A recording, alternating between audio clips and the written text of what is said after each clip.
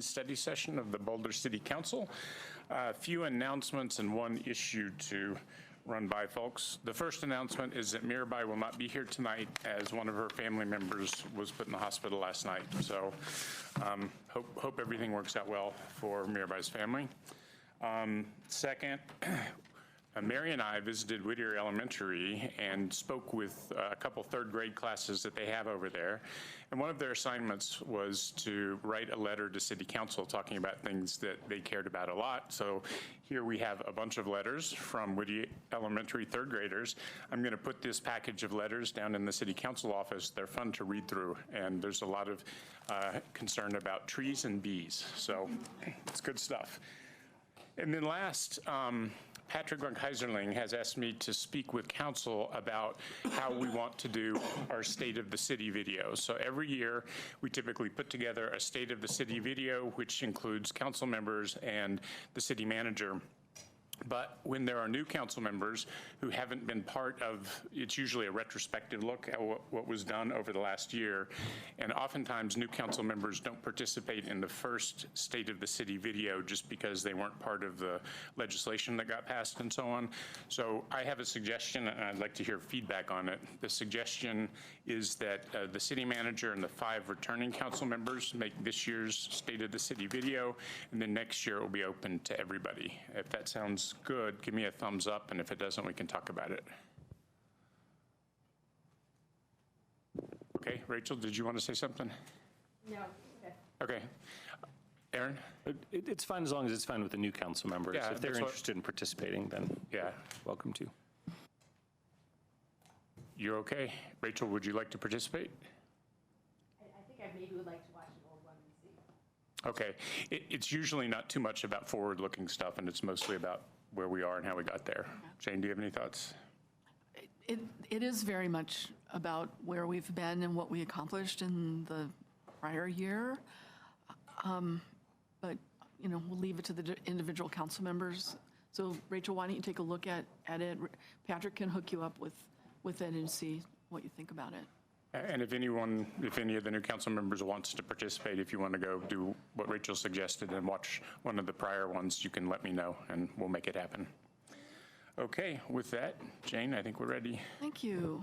So the first item on the agenda is a discussion about long-term financial needs and creating a strategy for how we move forward. So I'm going to talk very briefly as an introduction, and then I'll be turning the discussion over to Katie Doling, who's our budget officer, Kara Skinner, who's our deputy finance director, and Cheryl Patelli, who is our chief financial officer. And they've got a number of staff members in the audience too that can answer your questions. So the first slide is really the one that I'm going to be talking about, which is kind of setting the context and the background for how we got to where we are.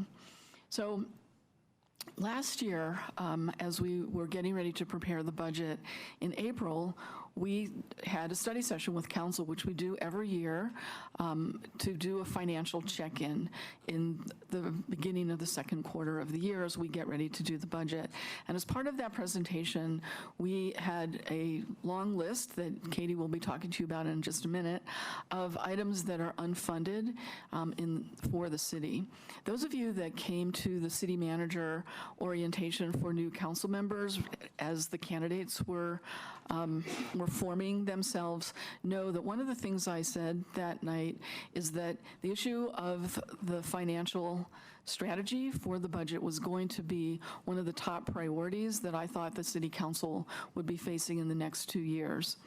Other people, particularly council members, have noticed that as well. And so both Mary Young and Bob Yates have spoken to me about it and asked CAC to put this item on the agenda tonight. So the city operates through a number of policy documents. You'll see that the main policy documents are our sustainability and resilience framework, which forms the way that we look at the budget and looks at the outcomes that we want to achieve here in the city through the dollars that we spend. Of course, the Boulder Valley Comprehensive Plan is overarching, and then we have strategic plans or master plans from each of the departments that fall underneath the Boulder Valley Comprehensive Plan. In fact, later tonight, you're going to be hearing from the fire department, as you know, about their master plan. So in the past 15 months, the council's been presented with a number of master plans. The ones on the board are the library master plan, the open space and mountain parks master plan, and the transportation master plan, all of which the council approved overwhelmingly and with a lot of energy and excitement about the things that could be done. Here's the thing. When that happens, and you read those master plans, the future looks amazing and bright. And we want to do everything that's in those master plans because they're so exciting, and we want our community to be as great as they envision. The thing is, we don't have the money to do that. And so we need to start prioritizing what we do. And we need to be thinking about our master plans holistically and about our budget and our financial strategy in a holistic manner. So when we see unfunded needs in those master plans, we feel bad about it, and we want to devote dollars to it, and we can't do that. So council members, Mary and Bob and others, express a desire to take a more holistic view of the budget. So this is the kickoff for that effort. And I think that our financial staff is going to have a lot of great information for you. And then we'll be asking at the end a few questions of City Council about how to move forward. So let me turn it over to Katie and take it away. Thanks, Jane. So the next few slides are really going to be background for benefit for the new council members, as well as a reminder of the information that we presented in April, because it is important, as Jane noted, that these master plans do present some really awesome ideas for the future, but largely are unfunded and don't have a revenue source to go with it. So we know in the existing master plans, both ones that you've seen and some that you don't, which are internal, like the technology, that there's some real needs out there. And council in previous budgets have worked to address some of the needs, but there's still a lot that are outstanding. And these are just a few examples to remind council of ones that we already know about. And again, tonight, you're gonna fortunately hear from the fire department, so it's nice timing about potential needs that they identify, but we also know we're doing a facilities internal kind of strategic plan. Police is going to be undergoing their master plan, as well as Parks and Rec over the next year. And Human Resources has done an internal strategic plan and identified a lot of needs within our city staffing. And so these are just simple ideas of what could be coming your way over the next few budget cycles. Again, without really any identified funding source other than reductions or new taxes, which again, are not as favorable to continue to increase to fund these types of items. So when we talk about how we get our funding source, two quick slides about where the money comes from and what it goes to. You'll see that the three largest revenue sources for the city are sales and use tax, utility rates, and property tax, and these combined make over 71% of it. Utility rates only go to the utility funds and are not reflective of economic conditions. So typically we like to show this next chart, which is really what main city operations are funded by. So the sales and use tax gets allocated to various funds like the general fund, open space, transportation, all have a portion of dedicated sales tax that they receive. Similarly, property tax goes largely to the general fund, but some other dedicated funds. And then those other sources like other revenue is your license and your permits or grant revenue. Other taxes could be your franchise or accommodation taxes, kind of get split up across the city and across various functions. So with the work that we are looking at, we have the following proposed goals. Really getting council input early in the process, potentially forming a council budget subcommittee. This is used in various communities that are focusing on revenues initially. Applying a racial equity lens to the budgeting process and service delivery, and we'll touch on that a little bit more as we go on. And then understanding our revenue mix and our opportunities. So that slide that I just showed you, if we were to start over, would we have 40% sales tax, or would we look at a different sort of revenue mix for the city, is another thing we're going to touch on a little bit later in the slide. And then, as Jane mentioned, really modifying how the master plans are prepared and presented to council in more of a holistic one, so that you don't see one master plan and that's really what the budget priorities become for the year, that you have kind of both historic and future-looking perspectives into the master planning needs. And then refining and sharing our revenue and forecast funding model, so it can identify funding gaps based upon either our current revenue sources or various economic forecasts. So what does it look like if we do have a large downturn? What does it look like if we have a mini sort of downturn? So we really daylight it to council so that you guys can be prepared to have those discussions should they arise. And like I mentioned, some of the work examples that we would do is applying a racial equity lens. So we've learned during just a very brief cursory glance at communities that do this, that this process really is at least a year-long process to develop an equity tool or equity lens through the budget process, pilot it, learn lessons, and then utilize it for the next coming budget cycle. So that's what we propose here as a work item, that during Q1, we'll rely on GARE communities that already have a racial equity lens tool for their budgeting process, roll that proposal out to a potential council subcommittee, and then maybe pilot a program or two using those initial tools and questions for the 2021 budget, learn some lessons about it, refine it, and then really incorporate it, a racial equity lens into the 2022 budget process. So really make sure we get this right and not try to rush a tool that might have unintended consequences.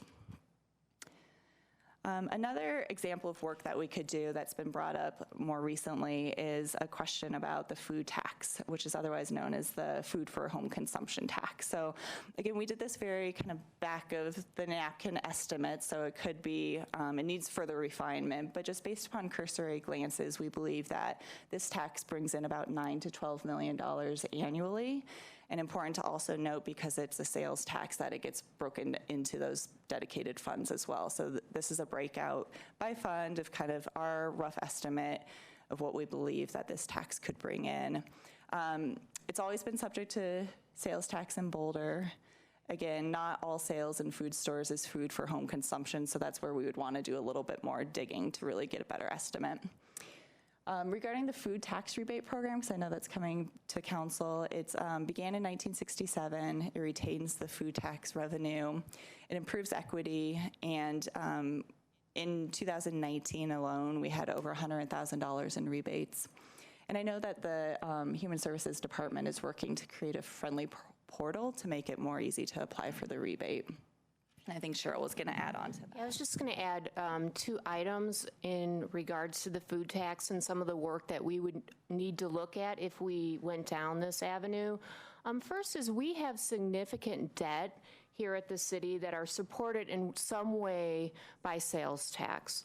So approximately $60 million of debt outstanding has some sales tax tie through the year 2038. And 2 of our GEO bonds specifically carry a sales tax pledge as part of the bond. So what does that pledge mean? That means that when we went to issue these bonds, we told the investors that we were going to use this revenue source at this projected level to fund these debt service payments. So at the end of the day, this could be problematic to our bond rating and to investors if we went and took revenue that we said that we were going to pledge and we reduced that amount. In general, rating agencies are not huge fans of voluntary reductions in revenues, but it certainly would be something that we would need to look into if we went down this road. That's kind of the first item. And the second item, just to think about, is when we look at our sales tax picture, food is kind of one of those only items that you need no matter what the economy looks like. So we've always used this tax to kind of balance downturns and those types of things because it's more of a stable form of sales tax here at the city. So again, we would want to do some analysis of that and see, do our thoughts on that actually hold true if we went back and looked at some of the downturns. Okay, so next steps in this process. We would recommend that we form a city council budget subcommittee as soon as possible, And one of the first things we'd want to do with the subcommittee is develop a subcommittee charter and also take an initial look and focus of that committee on revenue.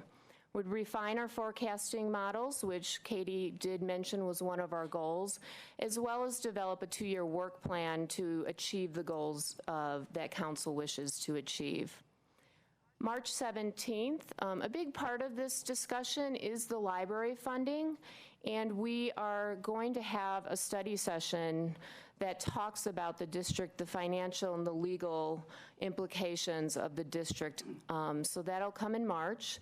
In April, we always have our financial update study session, so there we would present and discuss a 2-year work plan with the rest of the council that the subcommittee has developed.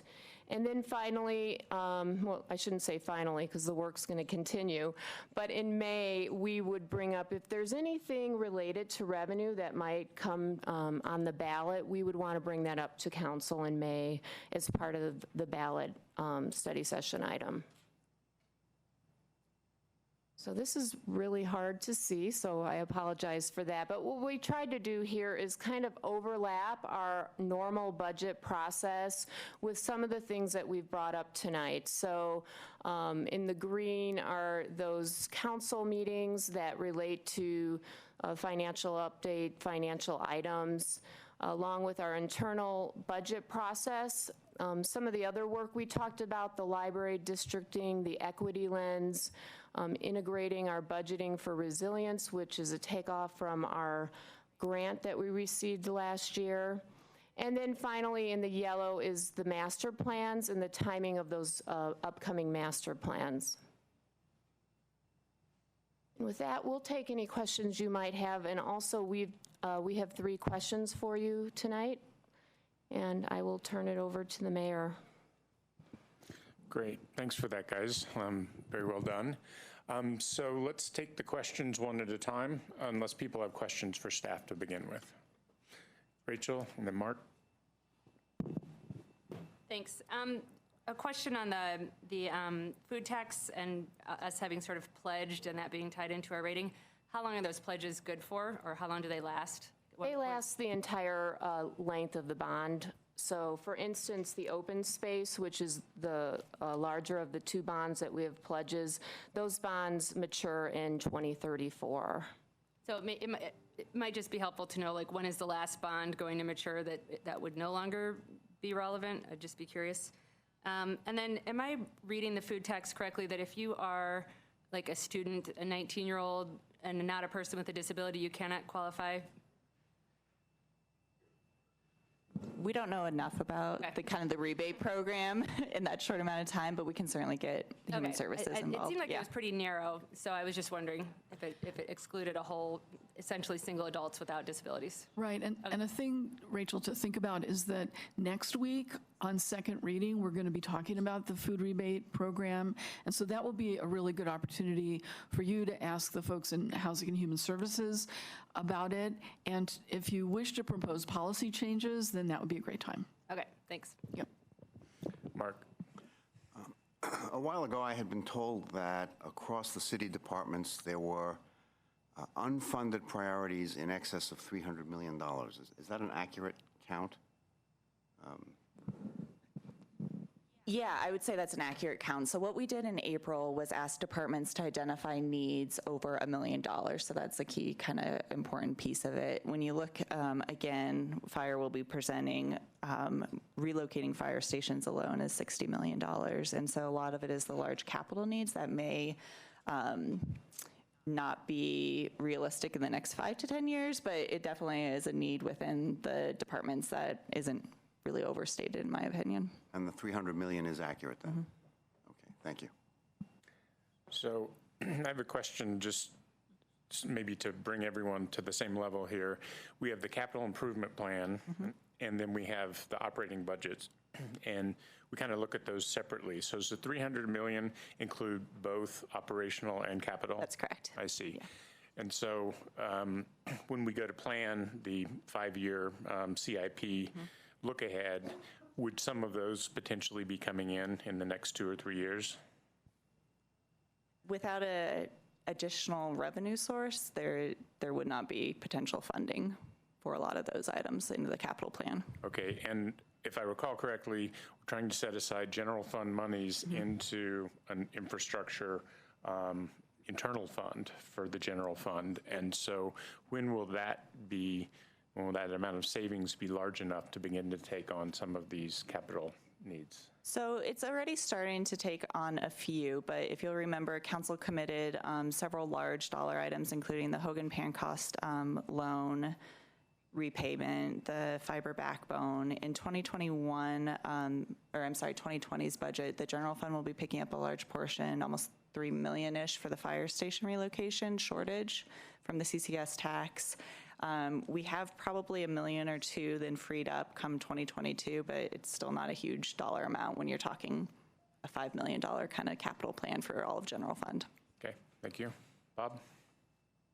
So you mentioned the community culture safety tax. That's coming up for renewal in 2021, is that right? Correct.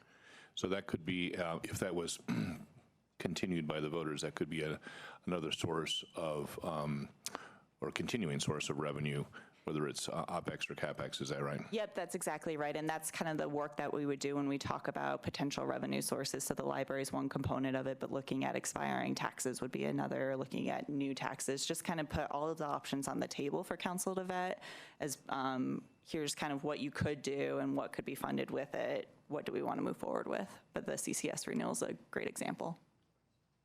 Mary? So I just recently learned this lingo. OpEx and CapEx. So did I. OpEx is operating expenses and CapEx is capital expenses for the interested. I have several questions. In the slide, Katie, thank you for the presentation. I really appreciate it. In the slides, you presented all of the unfunded needs for several master plans. Mm-hmm. And I was curious to know what level those different needs from those different master plans fall into, whether it's the maintain action vision level. And then kind of a corollary question to that is, when we pass master plans, and I have to admit my ignorance about this, is I don't know whether we're passing maintain action or vision. Mm-hmm. And if not, how is that decided? And if we are, when did we decide that? All great questions, and let me, if I miss a part of it, please feel free to repeat it. So the unfunded needs and the list of there, I think, involves several different layers. Some of it is just simply maintaining, others are vision. When you look at the library, the first thing that comes to mind is in their vision, it was gun barrel library, and that's listed as the unfunded needs. So it kind of runs the gamut of it. When you adopt a master plan, and I'll just kind of say what I think it is, you're adopting a vision for the department to go to work on, and really where you adopt the funding level that you wish to see is through the budget process. And so when we talked about the library master plan, there was a huge desire to at least get to the maintain existing service level and potentially even go to the kind of not vision, but the middle kind of service level.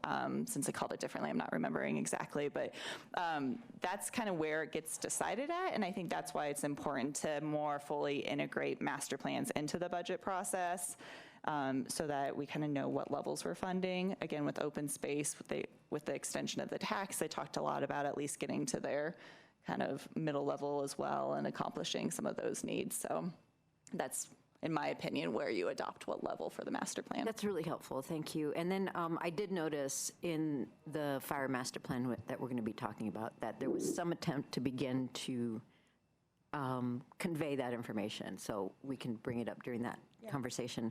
Another question I have is with respect to, you mentioned the equity tool will take a while to develop, and then it would be piloted in 2021. And I was curious to know, do equity tools, are they backward looking at all, or they only look forward?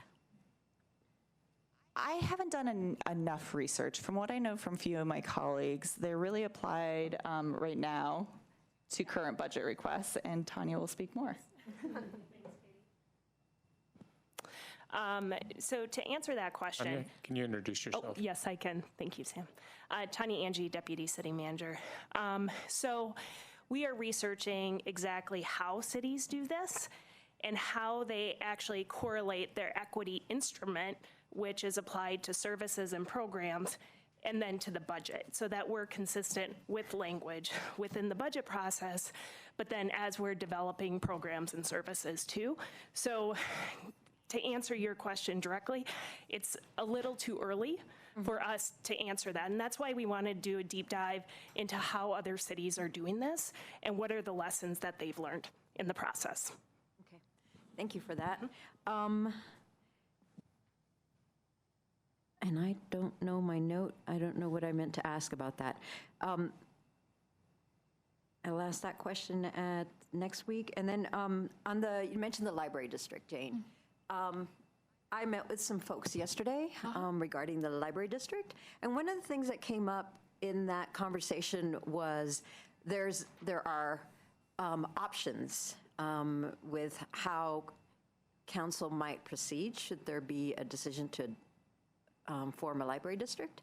And one of them is whether or not to form it by resolution or have it be part of the ballot. Right. And if it were done as part of a resolution or with a resolution, then there's a certain timeline that applies.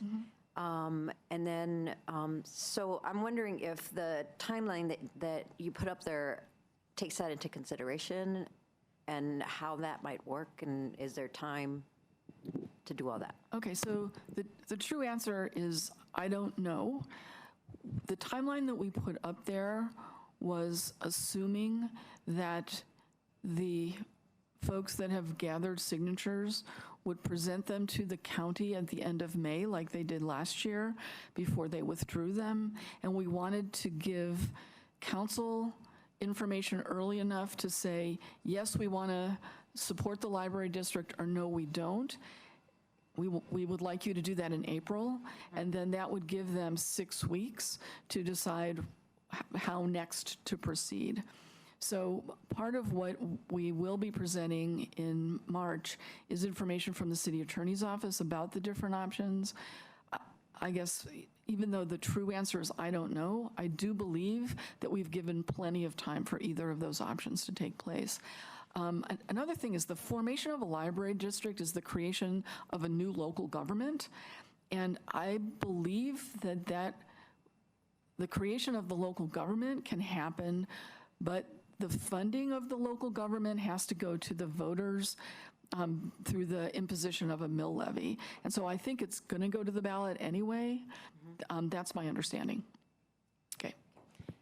Thank you. And that's all the questions. Oh. Can I just add to that? I think what would be helpful for the library district conversation in March is if council does have questions that they have on their minds after our last discussion last year, or things that you're hearing from the community, to please send those in to staff, and then we can help shape that conversation so you get the information at that session you're looking for.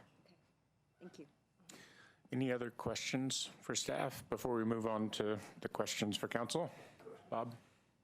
One of the things you mentioned in your presentation is that we're going to shift, sounds like a little bit, how we present master plans to council and the community. And so let me kind of say what I think you meant by that, which is when we're looking at a particular master plan, let's say it's open space or parks or whatever, in parallel, you're going to kind of remind us all of the unfunded needs from other master plans that have been adopted last year or 3 years ago or 5 years ago, so that we don't get fixated on that one bright, shiny object. You remind us what else is out there. Is that a fair assumption? Yeah, that's what I anticipate, and I also anticipate really looking at what that vision category entails to better align, do we think that we want to achieve vision, or is it really something that we want to put out there because it's nice to have, but we're being realistic with the community that likely we would get there or we wouldn't get there. And so kind of looking at duals, how we describe what's in the master plan, but also how we kind of make it more of a comprehensive discussion as well. And then back to Mary's good point, I think it'd also be helpful in the course of that to make it really clear about what it is funding's not the right word because I understand goes to the budget, but what are we committing to fund, or what are we supporting versus well, that'd be really cool if we ever had the money someday, right? As opposed to what commitments we are immediately making. Yeah, exactly. Okay, very good. So ready to start with the questions? First one, do the proposed goals reflect council's desires for the initiative? Are there additional goals council would like to add? Aaron? Great, well, thanks for bringing this forward. I think it's a great idea. So thank you for getting started on pursuing this. I really like the idea of the equity, particularly the racial equity evaluation tool. And so I'd love for that and our deep dive in general to be fairly fine-grained. You know, like we could leave this at a fairly high level where we just say, well, there's open space and there's fire and there's, right? But each one of those categories has a lot of initiatives, and then those initiatives have probably subcategories to their funding. And if we're going to do a 2-year process to really deep dive, I'd really like to dive deep, right? So to get down to that kind of lower level and think about, you know, if we weigh, oh, here's program, you know, X under department Y, and actually we spend 1.5% of city revenues on it, but is it really accomplishing our deeper goals? Not so sure. So, you know, I think when we do the annual budget, we don't get to that level. But I'd love to have some exposure to the more fine-grained level as part of this process. And then I'll just mention on the master plans, I like what you're saying about the presenting them in context. I think that's important. I think we have chased the latest master plan a little bit over the last couple of years. But you all have also done a good job of always keeping the larger issues in front of us, and so I think we've done some of that too. For example, I think we've had fires needs in mind for a while, and so when we try to fund them this year, we'll not just be chasing a bright shining object, you know, and we know they've been coming. But what you were saying about the vision plan, I know as I've read master plans for many years now at the city, it seems like the vision plans are not really a doable thing. They're not really realistic. They're sort of like, if we could do everything, well, of course, there's no department that's ever going to be able to do everything. So I like the idea of maybe paring the visions down to something that you could actually achieve or conceivably achieve at least, you know, half of or something. So I support that idea as we move forward with this.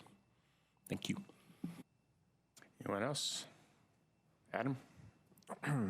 So I've had the opportunity to look at a few different master plans at this point, and the thing that always gets me is none of them ever say exactly when something is accomplished or if something is going to be an ongoing thing, or that's just one aspect that I realize that usually happens in the next level when you're actually completing the project and everything. But from the community standpoint, it always gets me that we just sort of have this giant list of things that we're going to do, and it doesn't necessarily say, is that always going to be the case? Like, does this actually have an end date at some point that we're going to get to? And that's just the only thing with the master plan scope of work in general that I always had a question on, is like, well, I'd like to know as a community member, since this is a massive list, and I think we're getting better at identifying what is actually achievable, but when or, you know, if it's continuous or not. That's the only point I'm trying to get. Yeah, makes sense. Fair. So I think that what you laid out here, and plus what's been added tonight, I think are really good goals for this project. And it's interesting about the master plans in that we approve the vision plan. So we're really approving a lot of stuff that may be unachievable. So that's certainly illuminating. So one of the things that I heard through another meeting, I had a meeting with Edie Hooten last week, and she brought up the whole idea of, I was sharing this project with her, and she brought up the idea of having something like the Joint Budget Committee, which is what this subcommittee might be like. And so as we're out there exploring the different options for this subcommittee to see what might be applicable from that model, and I understand there's a whole bunch of different models from a bunch of different cities, so I think that'll be a key piece, because we never really get to see the budget until way down the road. So thank you. Mark? First, thank you for the presentation. It was very good. I also want to say something in support of what Aaron said. I think master plans that are unrealistic do a disservice to the community. It holds out expectations that are never going to be fulfilled, and I think reining that in a little bit, and we should be talking about those things that are capable of being achieved in some defined period of time, and not leading the community to expect that a long laundry list of things that we simply cannot afford are going to be on the table, because they won't. And I think Aaron said it very well. Anyone else? So I have a few thoughts, and it goes to the vision in the master plans. It took a good 20 years to get the North Boulder Library done. But if people hadn't had that as a vision during the North Boulder subcommunity plan and then adopted it as a vision as part of that subcommunity plan, it would never have happened. So sometimes ambitious goals take a long time to mature, and to get the community had to have the will to be able to fund them. So I wouldn't want to make our master plans not have some somewhat ambitious goals in them, but I think they should be the most important ones. So if we're going to put stuff in the vision plan of a master plan, I don't think it should be a Christmas tree. I think it should be the most important, difficult to achieve, but worthwhile goals. So maybe that's a kind of feedback to put into that master planning process, that maybe as part of the vision plan, there should be some real concentration about what would be the best bang for the buck if we were able to get an extra 20% for 3 years, or get our project into the CIP plan for the next 5 years. Can I tag on to that? Yeah, sure. Please? And as you're saying that, I'm thinking that maybe there ought to be like a set of criteria for each master plan, and for each master plan, and then another level for the community. So two levels of criteria that would identify which are the projects that are the ones that are important and really worth pursuing. Yeah, and another example of this is the South Boulder Creek Watershed Project, because that's been discussed and studied for 20 years, and now is the time when the money has been set aside in the CIP to actually be able to achieve that. So there's examples, and I agree, Mary, if you have criteria and you figure out what's the best bang for the buck by whatever metric, whatever bang means. If it's open space, it'll be different than the fire master plan, but I agree. But we shouldn't lose sight of taking on ambitious goals. And I think that's it for the first question. Sure, Bob. I really like your idea of bringing context to master plans and reminding us of what else is out there. I would hope as part of that is not just the sexy projects from all of the other departments and all the other things that we may have envisioned over the preceding years, but also bringing back to us all the really pedestrian blocking and tackling stuff that we do in the city, because I know sometimes there's a risk of falling behind in those things, whether it's filling potholes or buying books or making sure our IT systems are up to speed. We oftentimes talk about the really big things and the really apparent and physical and infrastructure-y type things, but I think there's a lot of operating expenses that sometimes can fall behind what our community needs are, and I would hope as you bring those things forward for context, you would make sure to bring those forward as well. Yeah, that's great input. Thanks. Okay, so that's the first question. I guess I do have one more comment about this.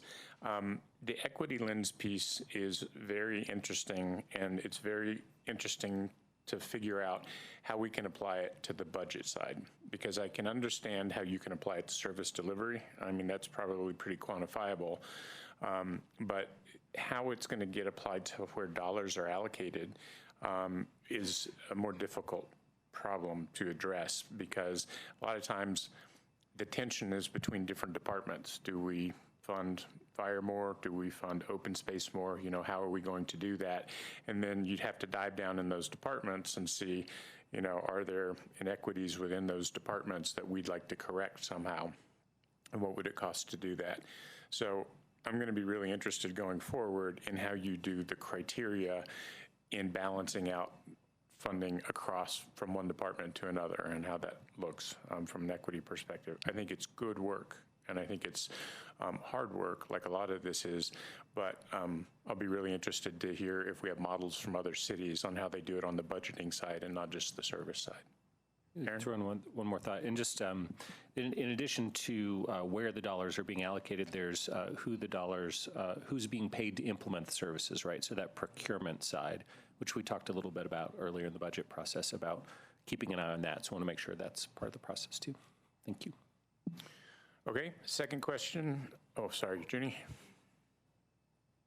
Thank you. I think my question had to do with, looking at the budget through racial and social equity. Is that what are some of the timeline? Because a lot of the times we talk about equity, but what is the timeline? You talk about best practices, looking at different cities. Will we be able to see those best practice cities and the timeline? And also, what are some of the issues? Those are very important. Again, I think that's the thing, what the mayor just mentioned, is that we talk about equity, but we really don't see how it ties in. So I think that would be very important. And what are some of the stats? Because I read the fire master plan as well, and it talks about how there is a lack of diversity, and how will we ensure that diversity? What are some of the actions that we're taking? So thank you for that question, Junie, and comment. And that is something that we will incorporate as we're doing best practice. And part of that best practice research is really understanding what the timeline other cities did, so that to really approach what Sam was saying, and also Aaron, we want to make sure that we do this right, and that there's not unintended consequences. So as we get into the best practice research and learn more from other cities, we'll be able to develop a further timeline that then we'll report back on, because we want to be realistic with this. Okay, next question. Would council like to form a council subcommittee to work on this initiative with city staff? So let me ask staff a clarifying question on this. Are you talking about a council subcommittee, like a process subcommittee to get through the, establishing the budgeting process? Or are you talking about a standing subcommittee, which is more like the joint budget committee model? So what I would like to see is, in the short term, have 2 council members work with staff to understand best practices, to help develop the equity lens, and to report back in the second quarter of this year what they've found, including a recommendation about how the ongoing financial subcommittee should be formed. And then at that point, if the idea is that it's going to be like the Joint Budget Committee or like the one that they do in Colorado Springs or whatever, then that would take over at that point and work on the financial strategy and the budget. So have an early, it's not a process committee because it's going to be a little bit more substantive, but an early study committee, let's say, leading to the formation of a different committee. That would be my recommendation. Thoughts? I have a question. Is this the subcommittee only, if we're looking at the racial equity lens, applying to the budget and finance? Like, will there be other subcommittees to try and figure out a racial equity instrument? So the racial equity, the guiding coalition that you are now a part of, Rachel, and several others, is the group that will be working with city staff to understand all the racial equity projects and promotions and work that the city is doing. So that already exists. This one is going to be focused exclusively, I would say, on the financial ways that we operate in the city. Thoughts? Sounds good. As long as we have a couple willing council members who are ready to dive in. Like, say, for example, the people who brought it forward to us might, you might think about them. Right. Obviously, staff's going to do the majority of the work, but council members will help guide us as we move forward. Yeah, and I would just ask, I personally don't have room for this particular commitment, but hopefully other council members do. But I would ask that this subcommittee check in with the guiding coalition specifically on the issues around the racial equity lens during their work. Yeah, I mean, my impression is from what Jane described, the racial equity lens is a component of the overall look at the holistic deep dive into the budget. So yeah, that connection definitely needs to be made, and the subcommittee will be looking at other subjects as well, I think. Mary, did you want to say something? Only to volunteer for that, to be one of the members of the committee. And then also just to add that because to Junie's question earlier, is because this is one of the driving principles of this whole project, it's at the forefront. I understand what you're saying is sometimes it's just sort of added on at the end, and this is really going to be part of the drivers. I'm happy to volunteer also. Perfect. Thank you. All right, well, thank you guys for doing that. We'll just ratify this on December 17th and make it, something that we make the appointment. And then when we're at the point where we want to talk about what it looks like, if it goes forward indefinitely, then I think we need to have a much more in-depth conversation. And maybe we can call it the Financial Strategy Study Committee. Okay. Is that okay? Great. Does the proposed timeline work, particularly initial focus on refreshing the library district analysis and developing the forecasting funding model in time for discussion related to potential 2020 ballot issues? So, Bob. Yeah, I think the timeline works. I guess I'll just add a comment here. There's been some discussion at the county level about either putting on the ballot in 2020 at the county level, either a transportation tax or a housing tax or both. And it's my understanding that county staff is in the process of doing some polling. They actually did some polling on a housing tax last spring, and it didn't poll well enough for the county commissioners to put it on the ballot. And so they're going to go back and do some more polling, and I think they're going to ask questions in all sorts of different combinations. And I think they're going to also test property tax and sales tax. I think they're going to try to test as much as they can. And so I think we're going to have, this council is going to have, I'm sure they'll share those poll results with the community, including us. So I suspect that in the March or April-ish timeframe, we're probably going to have some visibility about how those things polled and whether the county wants to go forward. I think that's going to instruct a lot of some of the things we're doing on sources of funding because housing and transportation are two of our biggest needs. So I just wanted to throw that out and make sure that everyone was on the same page on that one. And if you don't mind, I'm going to follow up just a minute. We have Bill Cowren and Chris Haglin from our transportation department here. It was requested at CAC that maybe someone could be here to talk a little bit about the county issues and where we are on transportation funding. So whichever one of you wants to step to the microphone, maybe you can update our council. So while Chris is coming up, I want to let council know that I was invited to attend a meeting of the county working group, and it involved some city staff as well as county staff, and they have engaged their consultants that did the report on the transportation tax, and they're asking them to go look at all the variations of having a single tax measure, which includes both transportation and affordable housing as part of that tax measure, because you can make a pretty logical linkage between housing and transportation.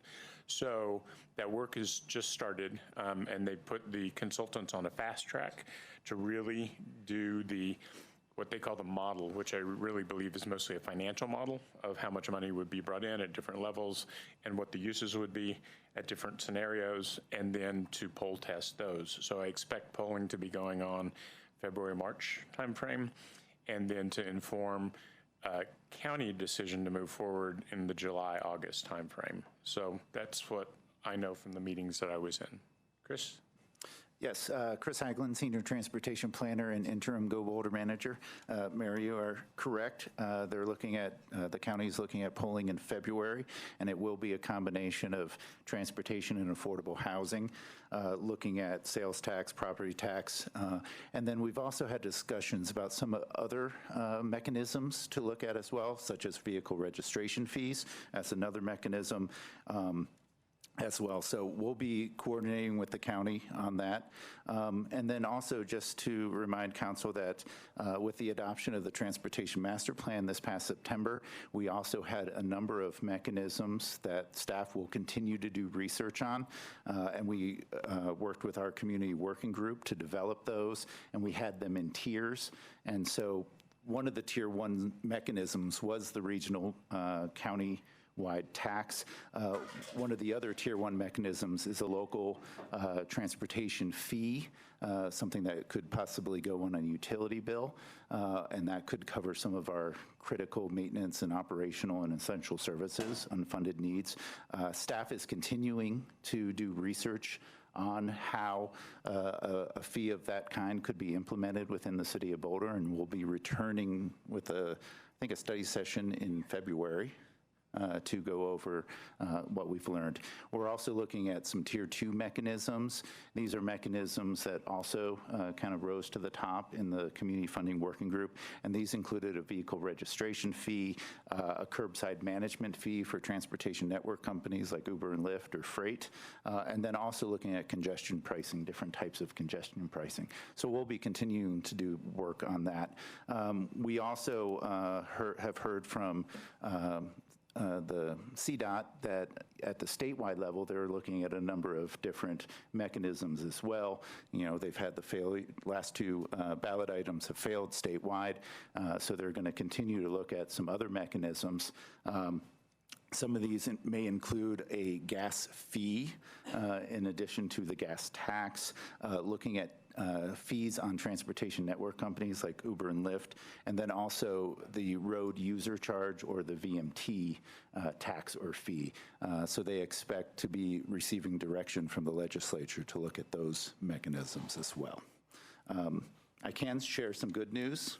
Would you like? So some good news, State Highway 119 funding. You know, we're looking at a very large, complex, multimodal project with bus rapid transit improvements for the diagonal. We have good news that we have received $30 million from the CDOT Highway Fund, and that comes money from Senate Bill 1 and Senate Bill 267. We anticipate receiving another $10 million from the CDOT transit funds. That should be decided perhaps as early as next week. We also have, in partnership with Boulder County, looking at a $5 million grant to help with design. And then RTD has pledged $30 million to the diagonal, and we're looking to see if they could move some of that money up so we can have that work in the design in 2020. So the diagonal project is a rather large project, over $200 million, but we are now starting to see some of that money coming in, and we'll be working with our local and regional partners to put those designs together. So some good news. Mary? Do you mind if I just piggyback on that? Go for Sorry, it. Mary. But just, I was at the 119 meeting yesterday with our partners at Boulder County and the city of Longmont. We heard all of that, and everybody's excited to move forward. So. Mary? Thanks for that good news, Chris. Yeah. The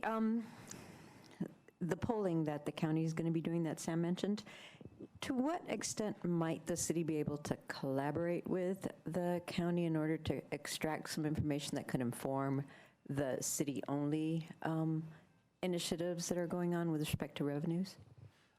Yeah, certainly there's the ability to collaborate when they look at how in the polling you can certainly separate out City of Boulder residents that respond to the poll, so we'll be able to get that, and we can just make sure that that is at a statistically significant level.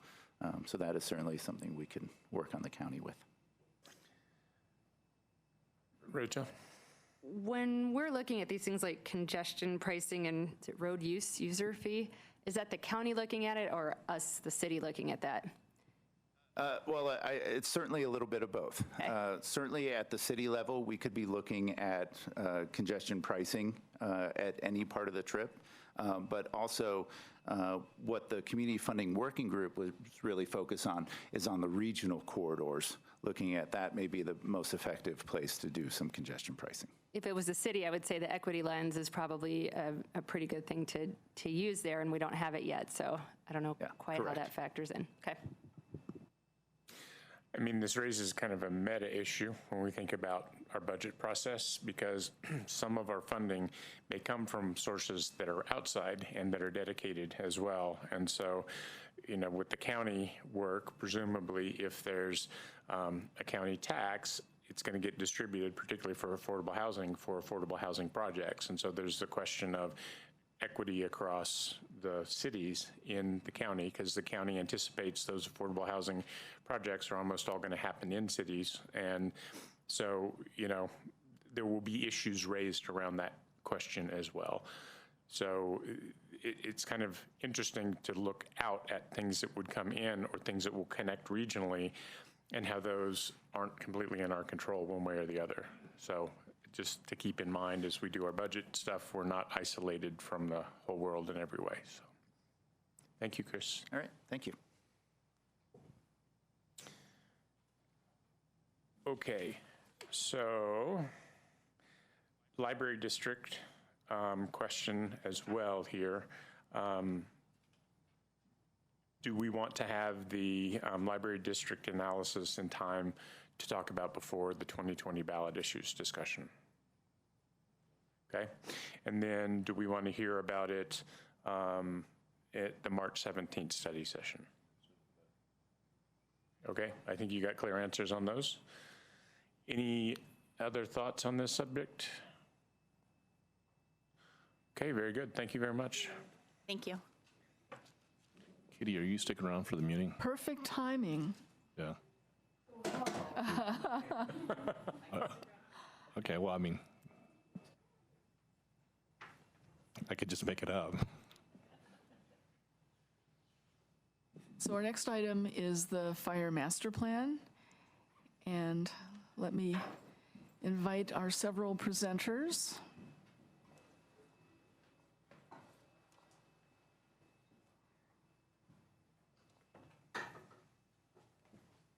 Mike, are you going to kick it off? Great. So I'll be turning it over to Mike Calderazzo, who's our fire chief, and he will introduce his colleagues who will be here to make presentations and answer questions. So Mike, take it away. Thank you, Jane. Again, Mike Calderazzo, Fire Chief. Good evening, Council. With me today, I brought members of our planning and administrative team. To my far left is Dr. Shannon Sovendal, our medical director. My immediate left, our senior financial professional is Devin Billingsley. To my right here is Deputy Chief Holger Dura, who's in charge of our admin and support services. And to his right is Deputy Chief Jeff Long, in charge of operations. So that's the team. Real quick, what I want to kind of give you a broad overview of what we'll be talking about tonight. The master plan, yes, but we're kind of going to try to take you through where we are today and how far we've come, what was involved in the process, and then talk about the big items out of the master plan and the big focus areas, and drill down to really just give you an example, kind of what you were just talking about in the budget process, of one particular outcome and how that would be impacted by different funding levels, and then finally what comes next. So that's kind of an overview of what we'll be talking about. Without further ado, just kind of share with you the mission and vision which were changed for this master plan. I mean, you certainly can read it, but I hope that you get from this that the master plan was deliberate in one focus, and that is really on people. So the people we serve and the people that do the serving. So it should be focused on them and the outcomes for them. So when you see the outcomes that we've come up with, I'm hoping you understand that the idea was, what's in it for me? As a Boulder resident or a visitor, what do I get out of this master plan? What happens to me? So real quick, here's what it looks like that we do today. You know us as Boulder Fire Rescue, and almost everybody in the community thinks fire, and that's it. Not exactly true. there's a whole host of services, some explicit in the charter, such as, our response-related stuff, emergency medical services, fire suppression, wildland. But you can see starting towards the bottom of the services provided list and the right column, a whole lot of prevention-related activities. Because it is our firm belief that the money you spend on the prevention side of the house is probably worth 10 to 20 times that in terms of response. In other words, an emergency that doesn't happen is better than the one that does, certainly for the family, but also in terms of burden on the local system. We have 7 fire stations and a wildland station, 124 FTEs, 97 of which are firefighters, and most of the services you see in the right-hand column are provided by those 8 community risk personnel. So they've got a pretty big job.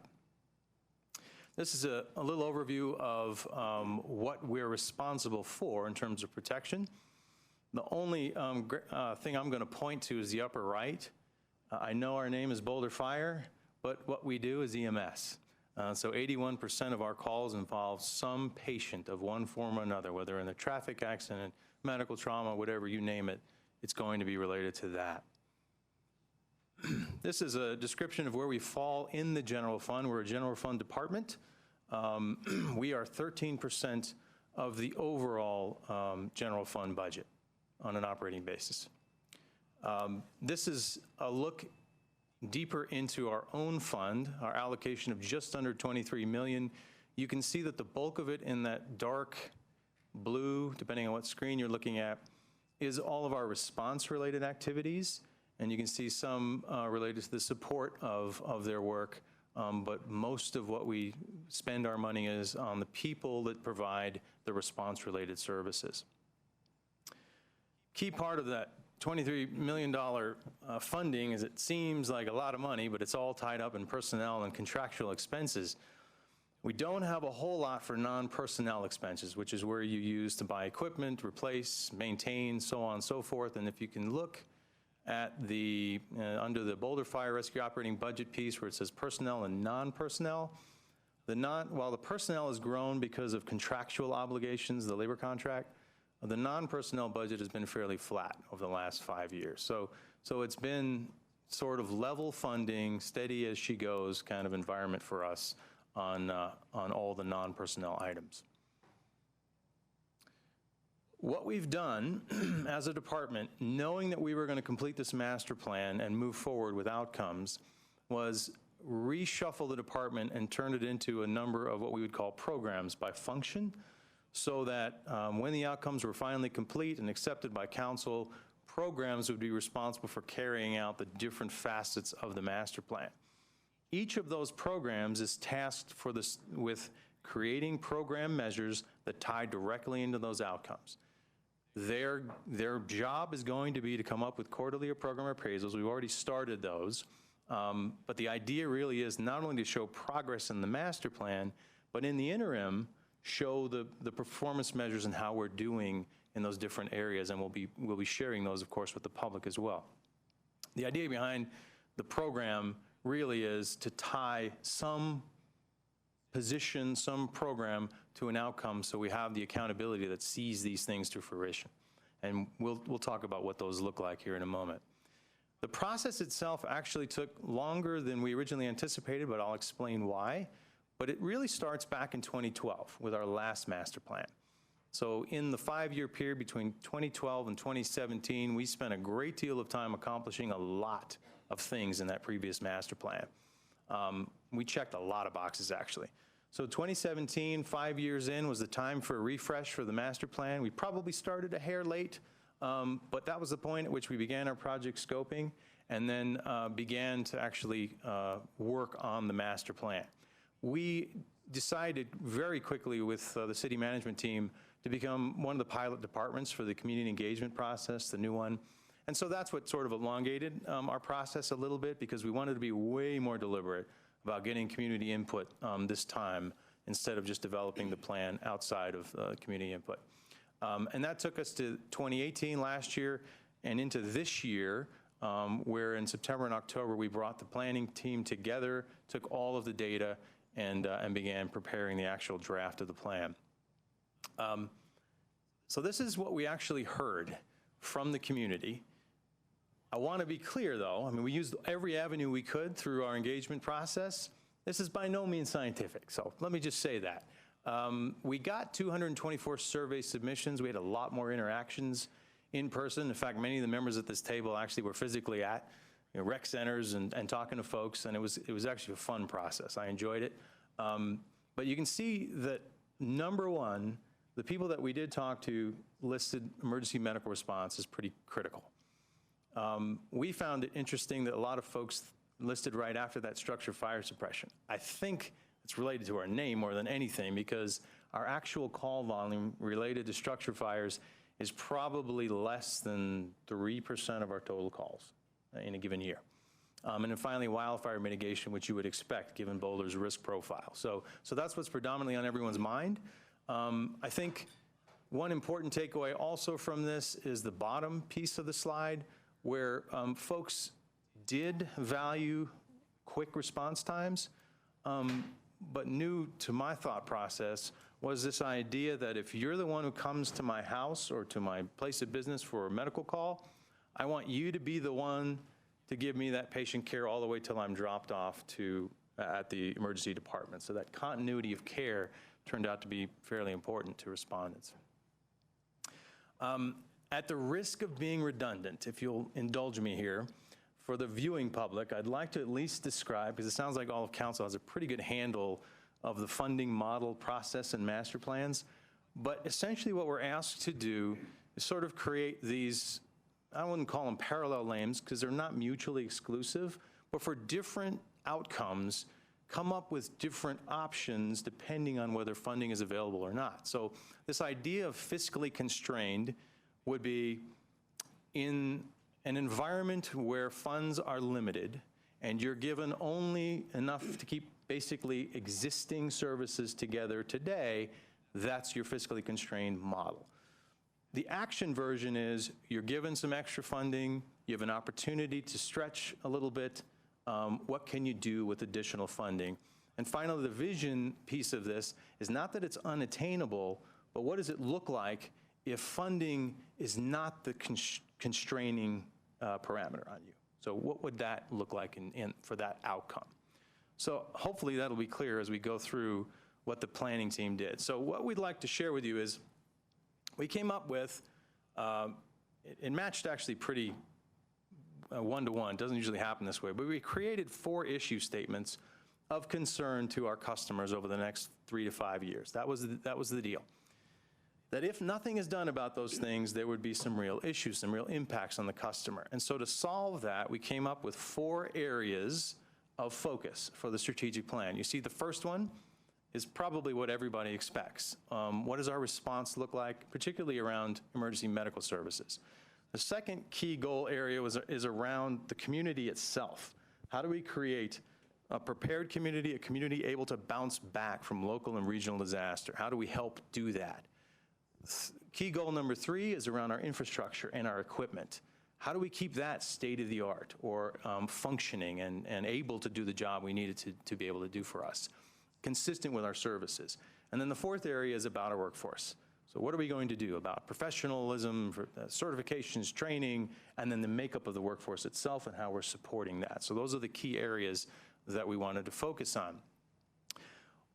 As I go through these, I just want to be clear, these were just samples we pulled to try to share with you the big picture, but there's a lot of sub-goals. And I think to your point earlier, Councilmember Sweatlick, about dates, we weren't drilling down to the exact month in every case, but you will notice that we tried to capture the year by which we should have achieved whatever target it was. And so for all hazards response, one of the big ones, and a lot of these are brand new measures for us that I should be pretty crystal clear about too. So some aren't. So for instance, this one about cardiac survival rate, you'll notice that the measure nationally is pretty darn low.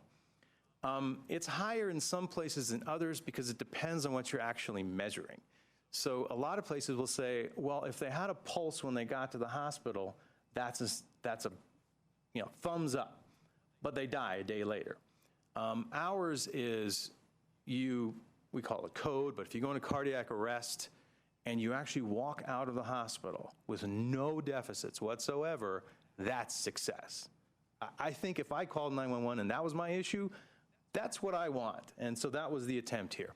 So we don't actually have the rate it is today, but you can see our stretch goal is we want to beat the national average if we can, depending on funding and so on. Same thing with our response times, and I'll get into more detail about advanced life support and what that means. But right now we're at 10 minutes and 46 seconds. Probably at this moment is Greek, but I'll explain why that matters and then the policy discussion that needs to go around what we have to decide. So that's an idea of the key goal area for number one. The second one, on a resilient or prepared community, is about homes in the interface and being able to help them prepare their homes in case of a wildfire. We are not going to be able to save every home and promise that no one's ever going to have their home burned to the ground, but we can do a lot as a community to harden it against the threat of wildfire. That's a big goal for us, and we can do that in this master plan. That is the plan. The second bullet there about reducing severity of incidents, a lot of our calls to 911 they don't all need an ambulance to come in and an advanced life support person to come in and take care of them. It's something less than that. And so what we want to be more deliberate about is reducing the incidents on the system so we leave the more advanced responders available. That keeps the system more resilient and able to respond to lots of calls. Chief, can I ask you a question about that one? I've recently become aware of Dispatch Health, and I'm sure you're familiar with that program. Are you guys now referring some of those calls as they come into 911? Are you referring some of those calls back to Dispatch Health for addressing in-home as opposed to sending the squad out every time? I would like to say yes, but we're just trying to really wrap that one up. And that's why we're trying to be deliberate in the master plan about focusing on that stuff. Okay, great. You want to? No, I realize that, but I just wondered if you guys referred the caller over to dispatch. Yeah. Can you introduce yourself, Shannon? Yeah, I'm Dr. Sovendal. I'm the EMS medical director. Did I answer your question? Okay. On facilities and equipment, real quick, this one really we'll talk a little bit more about, so I won't belabor the point, but our stations need work, and they miss a lot of targets, city and otherwise, even in terms of ADA compliance, which for community fire stations may not seem like a big deal, but access for the public is an issue for our stations. Finally, workforce development, focusing on our workforce, we decided to call out the fact that is a problem in firefighting in general. Females make up a very small minority, and in any particular community, they're anywhere from 49 to 51% or more. In our department, I can tell you, we just looked at this today, we have 7 of 99 firefighters who are female. So we are tracking well underneath that goal of 25%. It's pretty audacious, but it's called out in the plan, and we're going to have to be deliberate about it. Now, how we go about that will be part of what the program that's responsible for achieving these things for us is going to do. So the how piece of it is not actually in the master plan on purpose, so we can start talking about how we're going to get there. We will try to talk about some of the hows when it comes to the advanced life support piece. By the way, that bottom one there, 90% of all patients reporting quality of care good, we're actually not measuring that. Our ambulance provider does measure it for their service, but this is something we ought to be doing for anyone that we interact with, and we just aren't doing that right now. So our goal is pretty big. So I'll shift gears completely now and take us to focus specifically on emergency medical services. And I want to say one thing about it. By charter, we're responsible for providing EMS for the city of Boulder. How we go about doing that can be whatever policy decision that the council wants to make. But before we get into the details of how it's provided today and what's in the master plan, for the sake particularly of the viewing public who hears these phrases all the time may not know what they mean, there are some big ones you're going to hear: basic life support, advanced life support, and you'll even hear patient transport. When people see ambulances, they think, oh, that's got a doctor or a nurse on board or an EMT paramedic on board. Not always. Ambulance and the level of care that's provided are two very different things. All an ambulance can do for you as a truck is transport you to the hospital. It's the people on board and the equipment that it carries that matter. So basic life support is the kind of care you would get from an emergency medical technician basic who can do no invasive interventions, basic care, no medications. That's the fundamental version. All of our 7 fire stations and 8 companies are at that level, at the basic life support level. So when they go to the house or the residence, the business, that's what they're able to do for the patient. Advanced life support, now you get to introduce medications. They could get to do more invasive procedures on a patient. I like to call, I'm sure the doc would fight me on this, but it's sort of a step-down version of the ER. You're missing the doctor, the nurses, and all the advanced equipment, but the paramedic is sort of the extension of the doctor, and that's really what a paramedic provides with the equipment. That's advanced life support. In Boulder, all the fire vehicles are at the basic life support level. The ambulances that we contract will be at the advanced life support level. There are only 2 or 3 of those at any one time in the city, sometimes more, but usually not. And so one or both are going to respond to stop the clock. That's really why we sometimes send 2 if it's a critical call. Whoever gets there first, that's, at least get the basic life support there first. But the important thing is it doesn't matter if it's an ambulance or not, you'll at least get basic life support. We wanted to share this because if you take away nothing from tonight, it isn't about throwing money at the fire department or the ambulance provider. I'm not going to show this video. It won't key up right anyway, but we can share with you separately. But what we want to point out is this actually happened this year. I think it was February or March at the Meadows Racquet Club. Gentleman was playing tennis, and he started feeling bad, and then he just blacked out. And you can actually see it on the video, and he collapses right there on the court. Within 2 minutes, responders there at the facility, not necessarily just the people there, but bystanders, started doing CPR. That's critical. So fast intervention with compression CPR, so it could be anyone who knows compression CPR, is big for someone's survival rate. I don't know many departments, fire departments, EMS providers that can get to a scene in 2 minutes or less 90% of the time. It's really hard to do. So a community component that focuses on that is big. In this case, it happened. There was also an automated external defibrillator on property. They grabbed that, they attached it to him, and within 4 or 5 minutes, if I remember from the video, that was applied, and they began following the directions. And they're real easy to use. They tell you what to do. You can't mess it up. He was revived. We got on the scene at about 10 minutes plus or so. If nothing had happened, it would have been 10 minutes before an intervention happened there from just our system.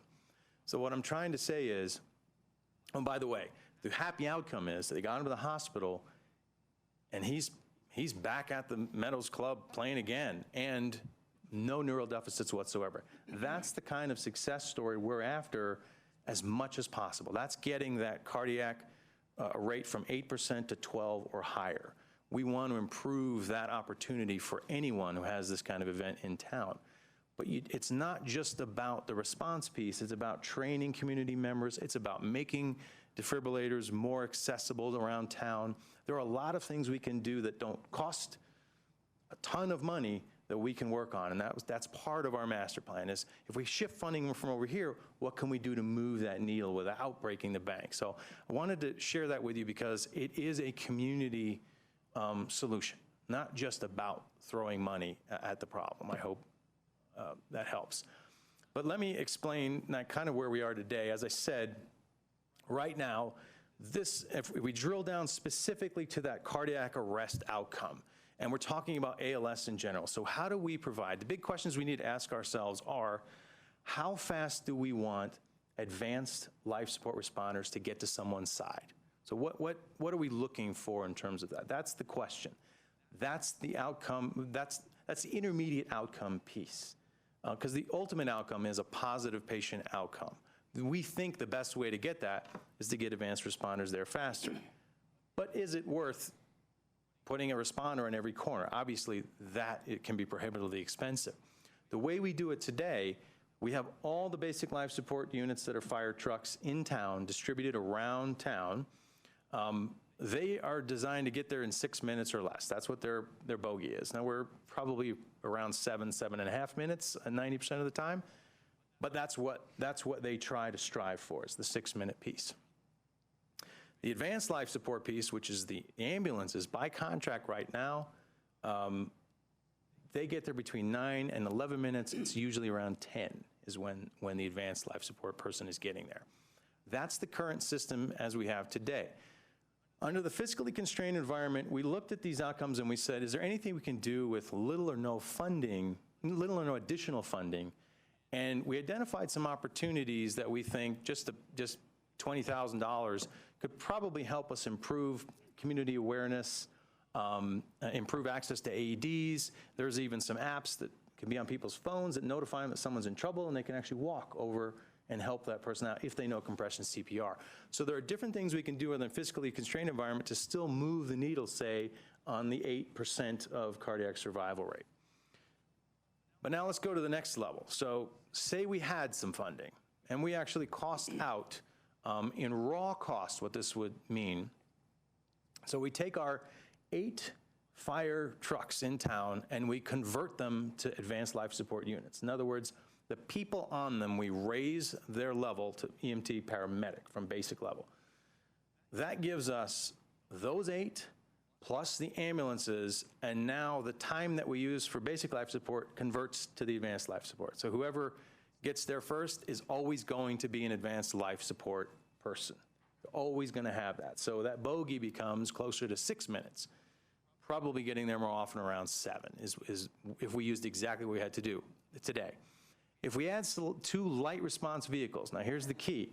Light response vehicle could be an ambulance, it could be an SUV with 2 people, it could be anything. It could be a Type 6 wildland truck that we put 2 people on and does double duty as an advanced life support unit. That would help reduce that number even further. We would not be doing patient transport under this environment. And you can see from the bullet that that's the annual operating cost. It does not take into account some infrastructure costs that we're going to talk about in a minute. That's what it would look like in raw cost. It does not factor in whether we step down the subsidy for AMR to do their piece of it. It does not factor in any recovery of patient care revenues. Because when you start getting into advanced life support, you start talking about billing in behalf of the patients, whether it's the ambulance provider or we do it. Makes more sense when we get to the vision statement. So at this point, under action, we wouldn't be doing patient transport. We would be providing the bulk of the advanced life support and then looking at some way of reducing that overall cost by capturing some of the cost of readiness. But there is no way you're ever going to get to a point where you would totally offset those costs. So it's for the sake of transparency on that. Chief, quick question. So do we still have the same level of service from AMR in this scenario? In this scenario, yes. We're assuming that they would still have 2 or 3 buses around. They would still maintain the ALS level of certification. So they would augment our 2 light response vehicles, and now we would have 13 units running around the city. Thank you. So in the vision version of the ALS outcome, if the funding were available to do this, the idea would be to add 3 more light response vehicles. In this case, they would probably be ambulances, because I don't know how else we would transport patients.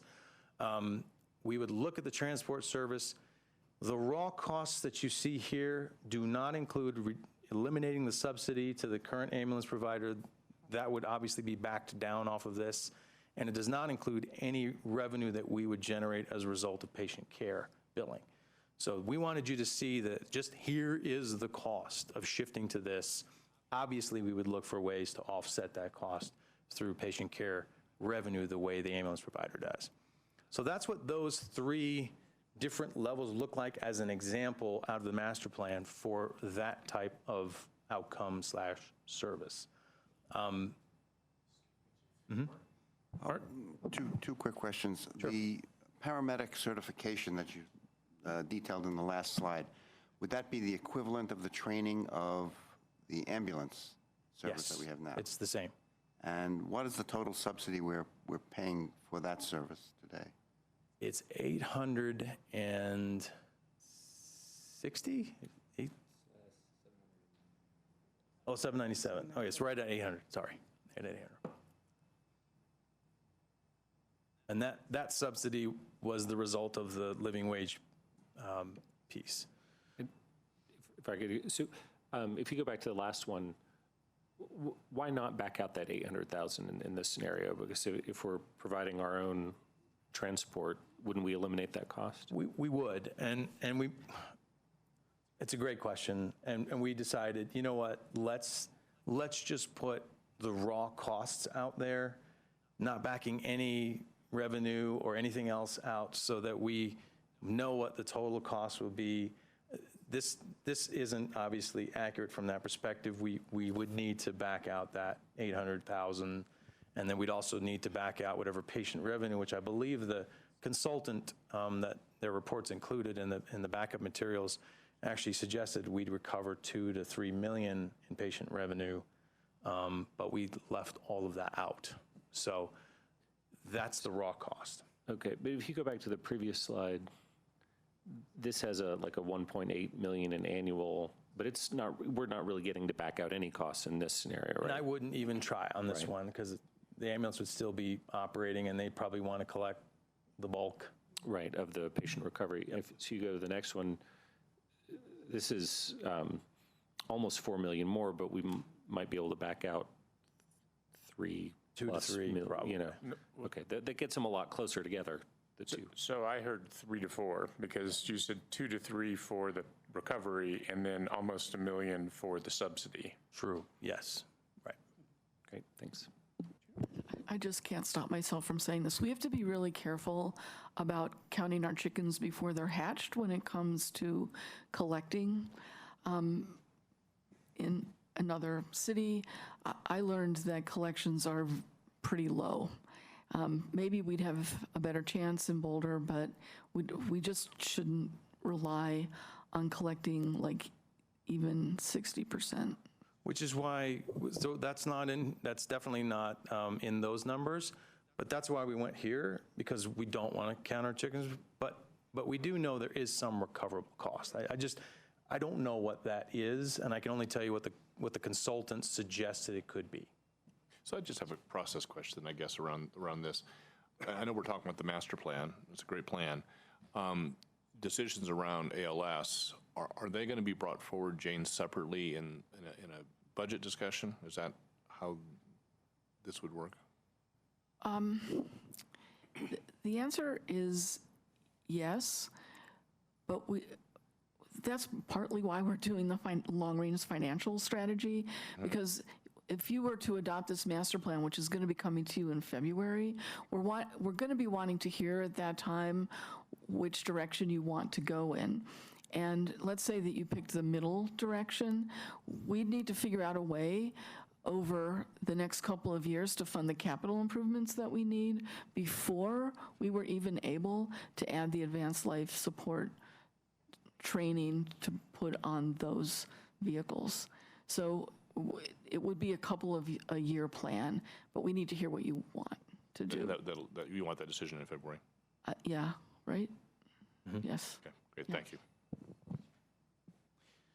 So that's that part of our discussion. I want to, again, shift gears real quick, because no matter what we decide in terms of what ALS or cardiac outcomes should look like in Boulder, our infrastructure needs are absolutely critical. We've highlighted the two most critical, Station 2 and Station 4, and I can show you on the map if you like, but they're both in South Boulder, essentially. One's at Baseline and Broadway, the other one is south of that on Darley, right off of 93. The top one, Station 2, right there across from CU, 60 years old. It looks like it can house 2 units, but if you look carefully at that slide, we did a little trick of the eye there. We parked them both in front, but you can't actually back them both into that station. One has to be pulled out before you get the other one out. It supports only 1 unit. That's a cross-staffed wildland truck. That truck goes up Flagstaff. That's the one we need for an interface. So they would have to pull the big truck out, pull out the wildland truck, then drive. The one in South Boulder doesn't even have that capability because it's a converted home. So no matter what we decide, these need some sort of funding commitment. They've been in the capital improvements plan for a very long time. They are important because if we chose, even if we didn't choose to go to an ALS model, they're not working for our services that we provide today anyhow. And they don't serve a diverse workforce today. They don't even have, they're all sharing the same bathroom in the Station 4. So you got males and females having to share the shower. That's a problem these were built when it was an all-male workforce and all they did was structure firefighting 50 and 60 years ago. Now we do a whole bunch of other things that we can't really technically support from these stations. So they have to be remodeled, renovated. The problem is their footprint doesn't allow it. So we have to look either expanding the current footprint or elsewhere from those 2 units, those 2 stations. So no matter what we do, these are absolutely critical. They're also a key feature if we did do the vision plan, because you notice all those extra units we were talking about, obviously we can't put them in these existing facilities. And so our timeline on the master plan is even if we said today, let's go full boat vision ALS, well, that's still a 7 to 10 year process as we convert, we train people up, and as we look to improve our infrastructure. So regardless of what we do with ALS, infrastructure does need to be addressed. And these 2 are the most critical, especially as we talk about growth on CU South and elsewhere in the city. So that's one key piece that is called out in the master plan we wanted to share. Finally, I went over a little longer than I wanted to, but I just wanted to share with you the next steps in this process. The idea is to get feedback from council tonight and then make changes to the draft plan and then turn it into a publishable document and then look to the planning board sometime, I'm guessing probably early February, and then come back to council in February so that we can have a formal discussion on the master plan and its implications. And then starting hopefully with the 2021 budget process, begin implementing whatever direction we receive. So that's kind of where we are. We prepared a couple questions for council to consider. We'd be happy to answer any other ones you have, but I hope this was helpful. Thanks for that. It was very helpful. Questions from council? Mark? On firehouses 2 and 4, would you not be renovating those? You'd be looking for a new site? The sites they're on right now don't work. The Baseline on Broadway, for example, is, I think, 0.3 of an acre is actually usable for a building. The only place to go is up, which is illegal from grade. We couldn't get enough height on that station, so we'd have to look elsewhere. There are properties obviously around these stations we could look at maybe purchasing to add to it. I don't know if those would be available or not, but the existing footprints just don't work. And if you found a new site, I assume these would be sold off to ameliorate the expense. We would look to do that, or whatever repurposing the council wanted to do with those properties. Aaron? This is a question about your technology situation.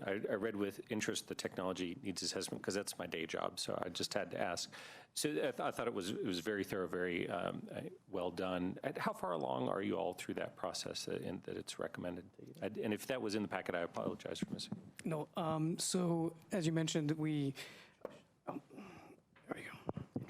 Oh, Boulder Deputy Fire Chief for Support Services. So IT is kind of a little bit of my day job too. So we engaged with a consulting firm very intentionally that was also public safety oriented. And when that work was completed, it was obvious that we were behind in staffing, and we were behind in infrastructure. And with great cooperation with the CMO, we were able to actually already start picking off one of the most critical components of that, and that is our record management system, our logistics software, as well as some of our other ancillary support systems. And we're currently working with a one-time funding and an ongoing funding stream that was part of an ATB that you all approved for us. And we are doing very well at getting that done. Our plan right now, although it's aggressive, but I think it's very achievable, is to have all 3 of those software systems installed by January 1st, 2021 with a go live. We're currently in the middle of doing a digital inspection program. We're still printing out currently, as of today, paper inspections, so we're going to transition that by the first quarter of next year. And our logistics software, the first module, is actually going live with training next week. Oh, great. So, okay, that's great to hear. Yeah, good luck with all that. I know none of that's easy, but. Other folks? Rachel? Thanks for that presentation, and the document was great too. This question might be more for Jane. Is there any aspect of this that we can run through, any aspect of the racial equity instrument before deciding? I know we're sort of in a transition, but if we choose to do that, is there any synergy possible there? So what I think you're asking is, could the master plan be run through the racial equity lens?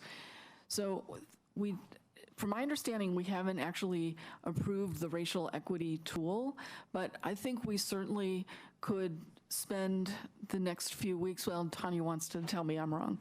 Tanya?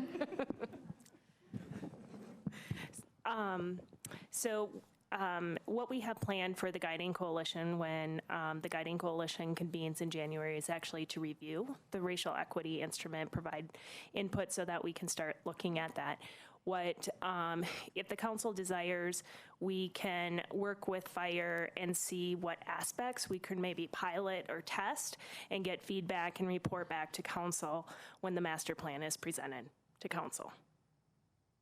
But we need to do a little more research into what we can do. Okay, I mean, that sounds great. We need to pilot it, and I don't want it to be rushed, obviously, either, but if there are aspects that we could use in pilot, it seems like a good opportunity and might help guide us. Let's see. That's all for now. Thanks. Mary? So on page 41 of our packet is a little table that spells out at the constraint and the action vision and what the property tax impact and sales tax impact might be. And I just wanted to, first of all, call attention to it, to my colleagues, that I believe, and this is probably a question for Katie, that this was one of the attempts at trying to then put it into context and what the impact is of the different levels. And so on that page, the action plan, which includes the stations 2 and 4, would necessitate 0.087 sales and use tax or a 0.749 mills property tax. And my question is, in the action plan, are there still things that could be kind of moved around to move that up or down a little bit? The action plan. To move the sales and use and the mill levy estimate up or down. Oh, okay. This is based off of estimates because of our most recent acquisition. That's where these numbers are really coming from Station 3. So there are a lot of assumptions in how much we think we'll spend on these 2 properties or these 2 stations. We tried to use worst case scenario 20, is it 20 million or 20, how high was it, 20? 27. So we went as high as we thought we reasonably could that would include an acquisition of the whole property and building out to what we would need What's included in here, though, is a certain size of station as well. And I think the only areas we could probably move in terms of that would be the size of the stations and what's included in them. I don't know if that answers your question, but in terms of where they're at right now, they both need replacing, and we tried to come up with the most conservative numbers we could come up with that would require probably relocating, finding a big enough piece, and then building what we think we'd need for both the wildland, the EMS component, and even possibly growth of demand. So that's what's in here. That's what's baked into it. We probably, I think, safely overestimated, but I think it's prudent for us to do that. Well, I guess that as an example then, what was the original estimate for fire station number 3, and what did we end up doing? I think we estimated originally, this is going back, I think around 12 million, 14 million maybe, but that was when it included, well, included administration, included, it may not even be that high, it might have been 9 million that we actually originally, and we just spent that for the land. So it definitely blew the budget trying to get the land itself, which is why we went very high on these. Thank you. Sorry if I. No, that definitely paints a picture that even the estimate that was probably conservative for fire station number 3 Correct. was blown out of the water. I'm sure in they reality. thought this is super conservative. Yep. Thank you. Anybody else? Okay, Rachel.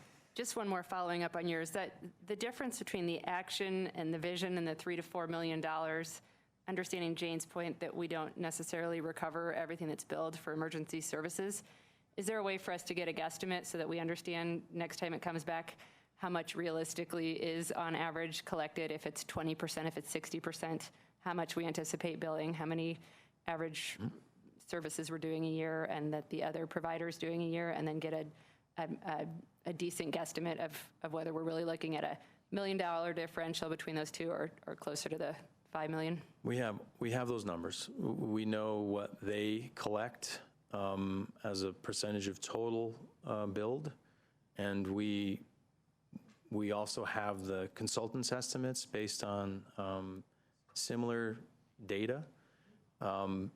The consultants' version of what we would collect was more conservative than what AMR is collecting today.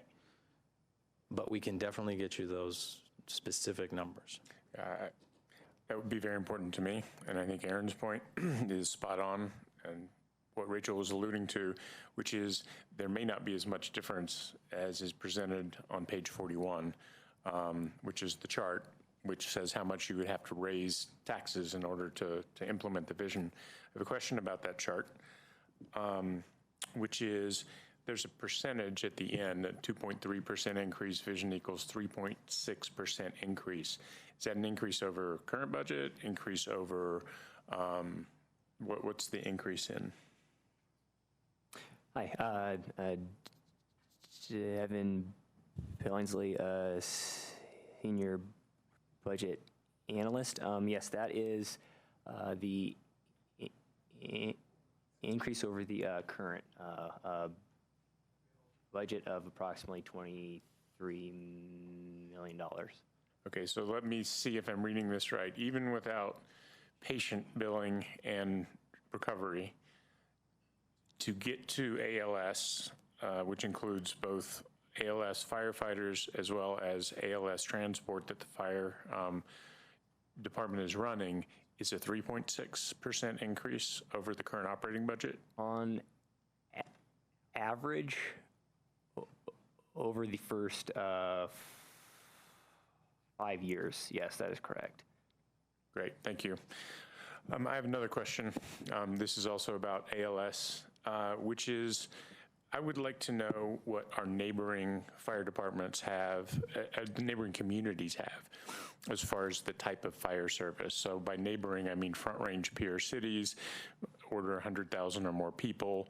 What is the standard that Arvada and Broomfield and Westminster work to today? I can get you that information. I can tell you off the top of my head, most of them are doing what we're calling the vision version of this plan. But I don't know what their outcomes are, their times, or any of that. But you're looking for just who's doing what? Is that? So I think many people in this community would believe if you ask them that they are getting paramedic firefighters, because most people don't make the distinction between an EMT basic, which can do very basic kind of interventions, airway management, CPR. If they're advanced, they can push saline and a few other interventions, but they can't do most of the things that a paramedic can do. They can't apply 12-lead cardiac monitoring, and it's just more complicated but higher sophistication than a defibrillator. They can push many, many more drugs like a EMT basic can do. I think in my day anyway, you can do EpiPens, epinephrine for people in anaphylactic shock, and you can do Narcan for people who have opioid overdoses. So I guess the reason that question is of interest to me is I think our community has an expectation that we have excellent medical service from the first touch by whoever's arriving on scene all the way through our excellent community hospital. So I think it would be helpful to council as we think about this to have a breakdown of peer communities, particularly in the Northwest metro region, but also further south, so that we have the ability to say, is our level of service what we think people expect? And applying the equity lens, it also means regardless of where you are we serving our communities of color and our disadvantaged communities as well as we're serving other people. So I would just encourage that. You don't need to do it right now off the top of your head, but I think it's I'll do it off the top of my head if you like. But we can give you a list, meaning we can provide you with a list of all the communities, essentially extending from Boulder south to Denver, up to Fort Collins, and from there. I can say quickly though that every department that touches us, meaning every department that we come in contact with, has a higher level of care than Boulder City does, meaning to the south, it's Rocky Mountain, they are ALS transport. To our east, it's Louisville, they're ALS transport. To our north, it's Boulder Rural, they just approved having ALS transport. So they were ALS, and now they're going to be ALS transport. And you can actually do the next ring out from there, and those are also ALS transports, North Metro, South Metro. So definitely from a perception, and this speaks to what we did when we went out in the community, that's what I found when I was asking them, hey, what service do you think we're getting from us? And they would say, we're getting the best.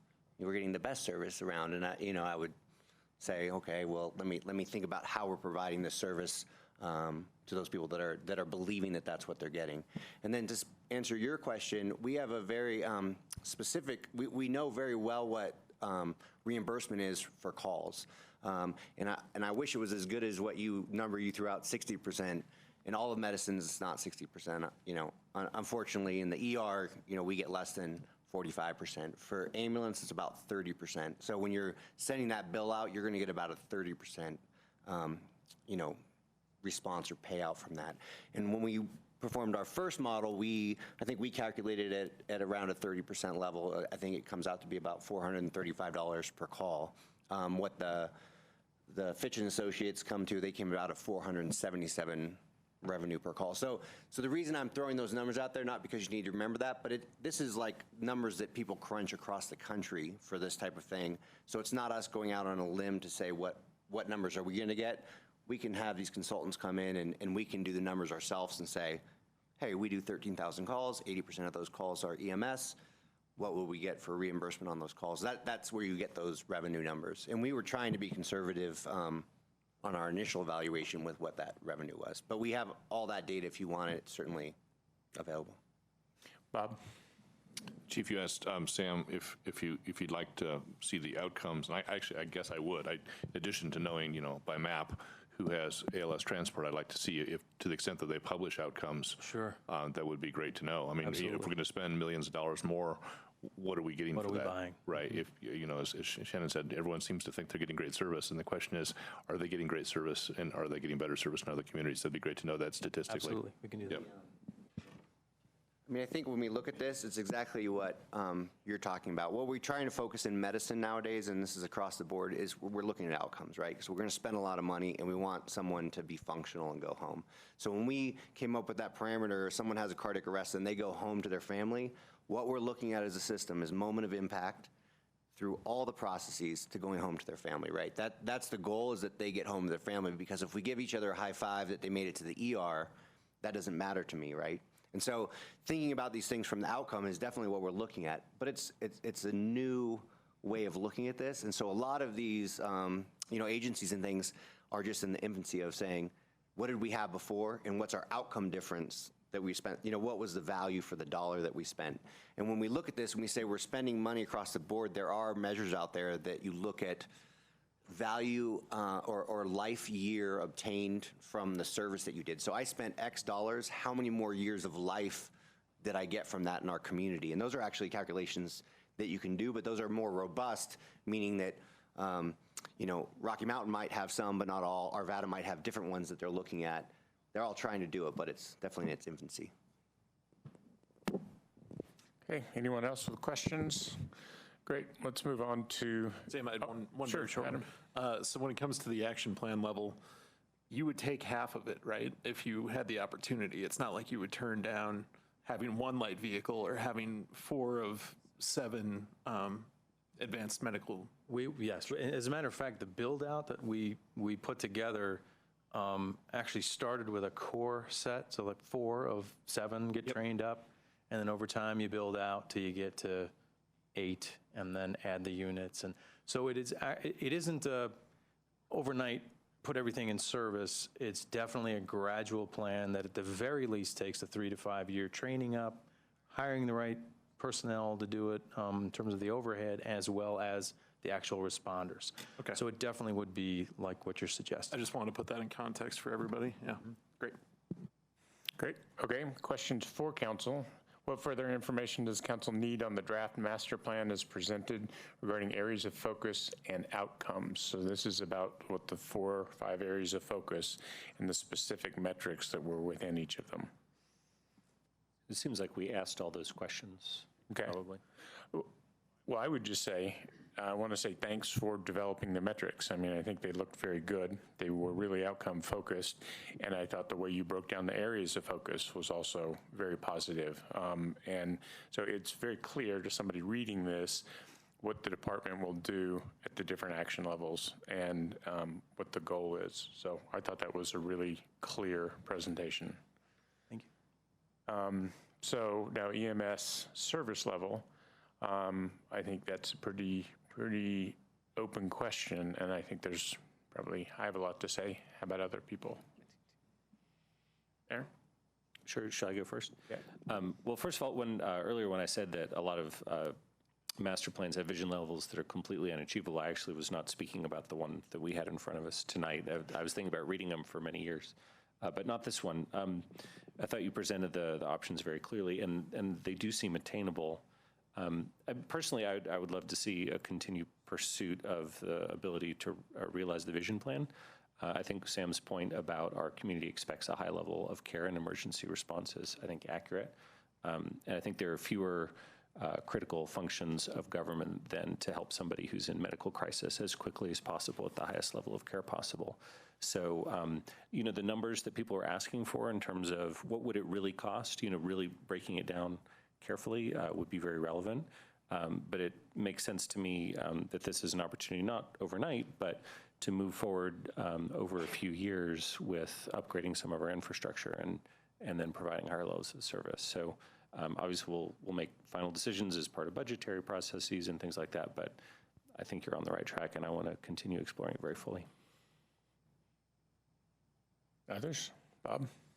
Yeah, I support Aaron's view. I would like to know the numbers, and because they are going to matter. But I fully support going forward with this discussion and look forward to sounds like maybe some preliminary decisions in February if we can get all that data. Mark? Yeah, just a quick question. You described the proposed new firehouses as containing community spaces, and everybody would love to see that. But how material an impact on the cost of those facilities is that, since your core mission is still going to be services that you provide? So what component or percentage of total cost for those new stations is projected to be the construction of the community space? So if I remember correctly, and you guys can hit me in the head if I'm wrong, but I think we had about 1,000 square feet per station dedicated for community space. Multiply that by the number we're using as cost per square foot. What are you using? I think the quote is at 800 straight? 800? 800. Including land. So it's a little less than that. Whatever the construction cost is, I have to check in with our FAM partners.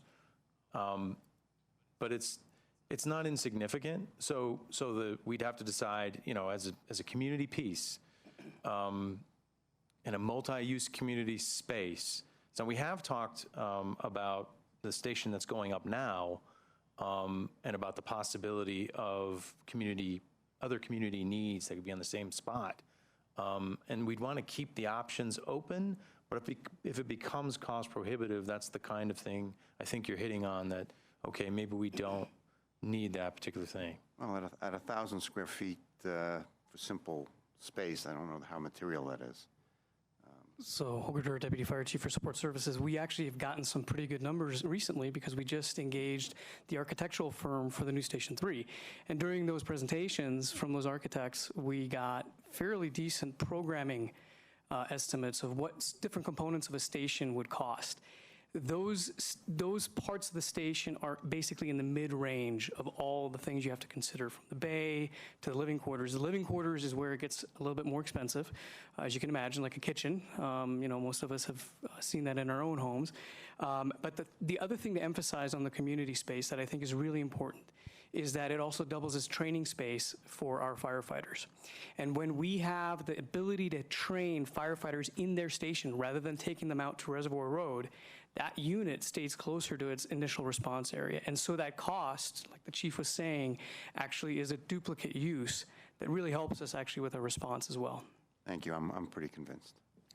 Can I piggyback on that? Thanks for raising that, because I had thought about that as well. So if there's a great multi-use function, then fantastic. But if it were more of a standalone, I did notice like the South Boulder one is very close to the George Reynolds Library, for example, which has community space in it. So just keep that in mind as you're going forward. Anybody else?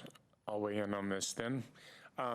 So I think most folks know I spent 15 years on the Sherlock Fire Department, and one of the things that I will bring as perspective is the fire service is about continuous improvement, both the facilities, apparatus, and people's training. There were few EMTs when I started.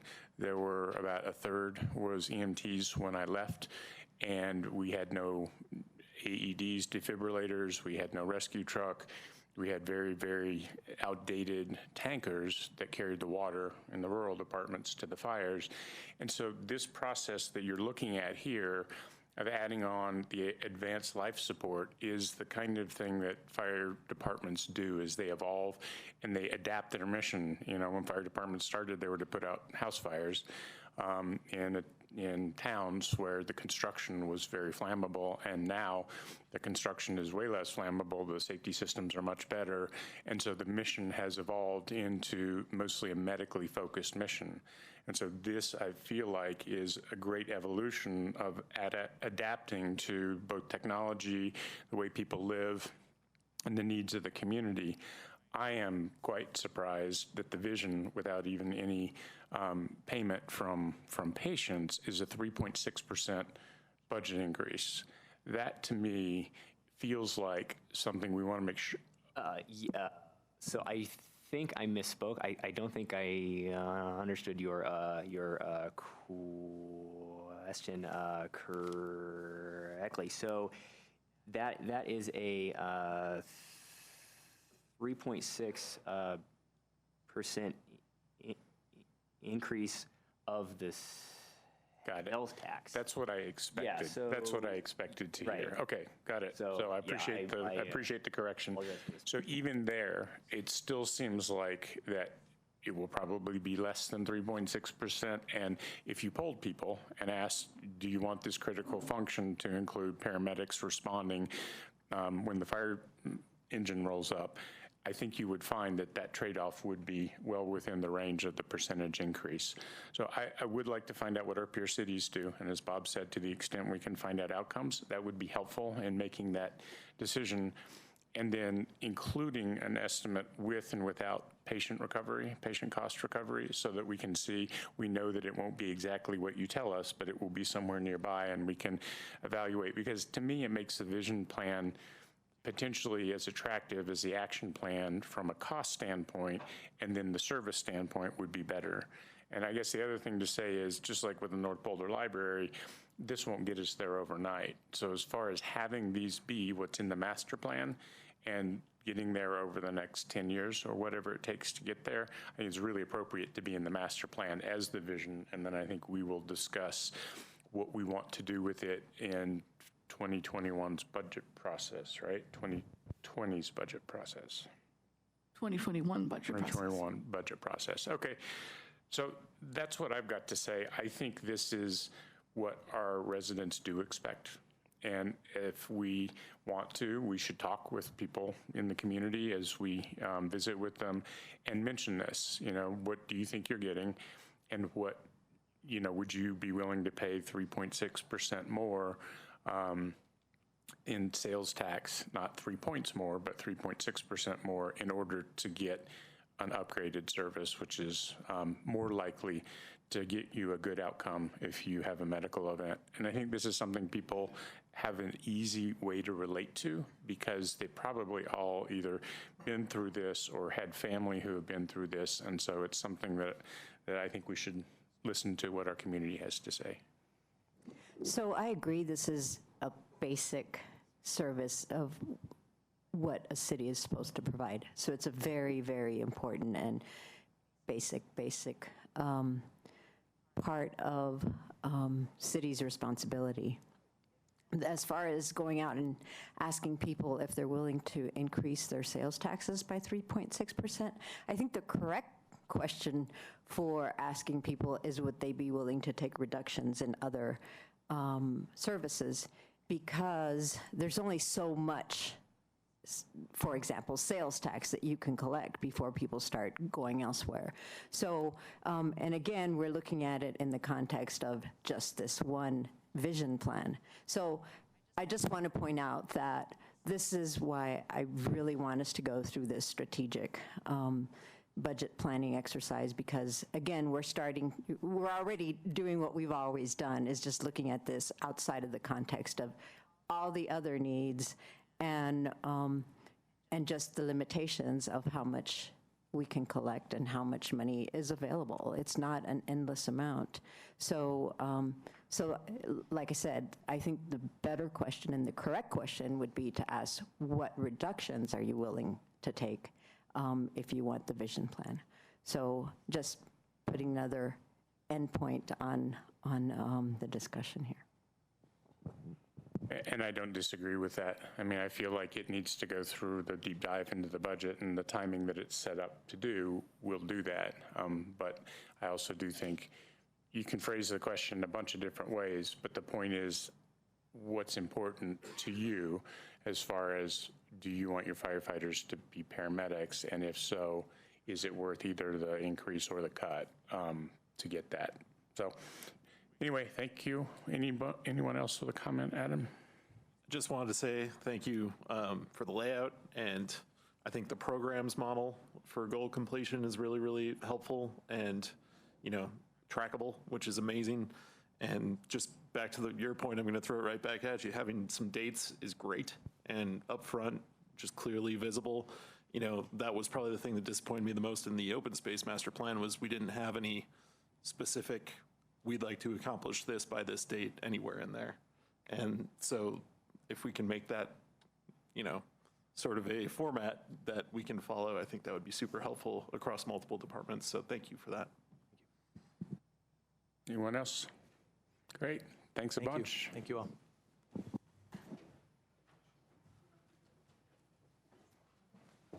Five minutes behind, Sam.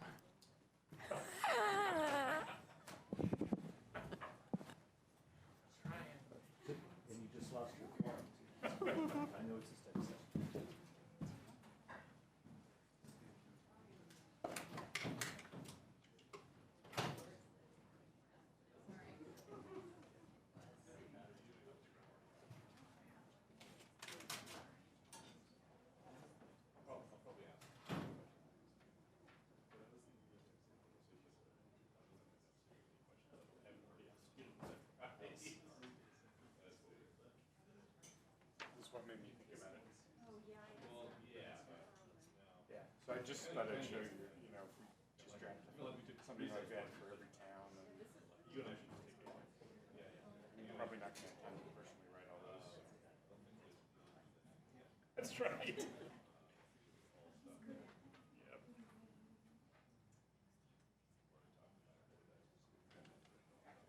I know. Like, why is this?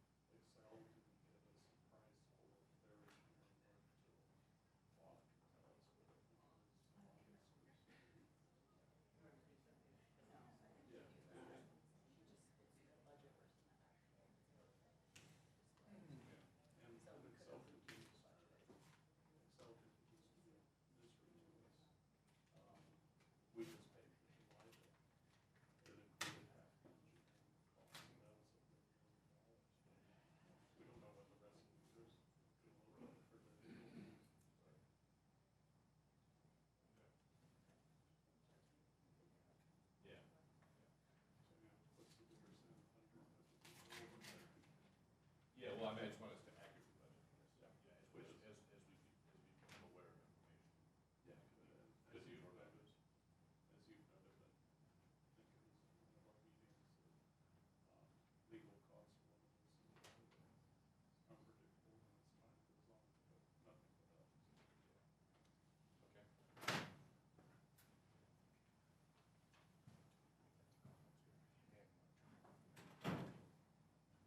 Sam, do you want to get going before the other council members are here?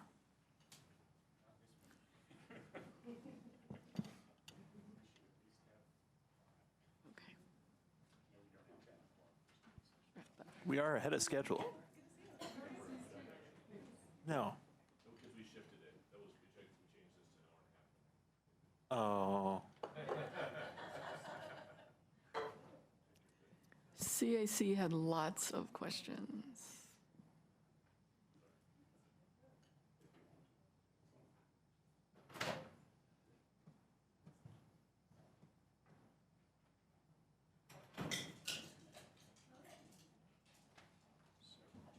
Yes, sir. Oh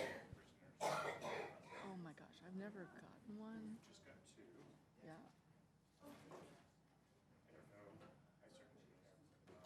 No, there's no way that you should be. I don't know if there are or not. Might just take a quick look. Just look up the names.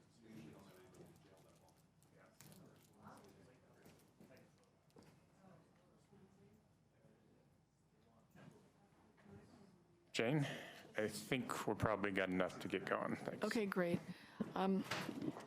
So we have a really good presentation tonight from our climate initiatives staff, really focusing on an update on municipalization effort, where we are and what we can look forward to. So let me turn it over to the Director of Climate Initiatives, Steve Katnack, and you can introduce your colleagues who will be presenting. Thanks, Happily. Steve. Thank you. So as Jane noted, I'm Steve Katnack, the Director of the Department of Climate Initiatives, and with me tonight, I have Matt Lehrman, who works on our financial analysis, as well as Yael Guichon, that also does financial analysis and works with the financial forecast tool in the Muni. So today, this evening, we wanted to provide you an update on our local power project and fundamentally kind of level set and what do I need to do to get it up on the screens. Mm-hmm.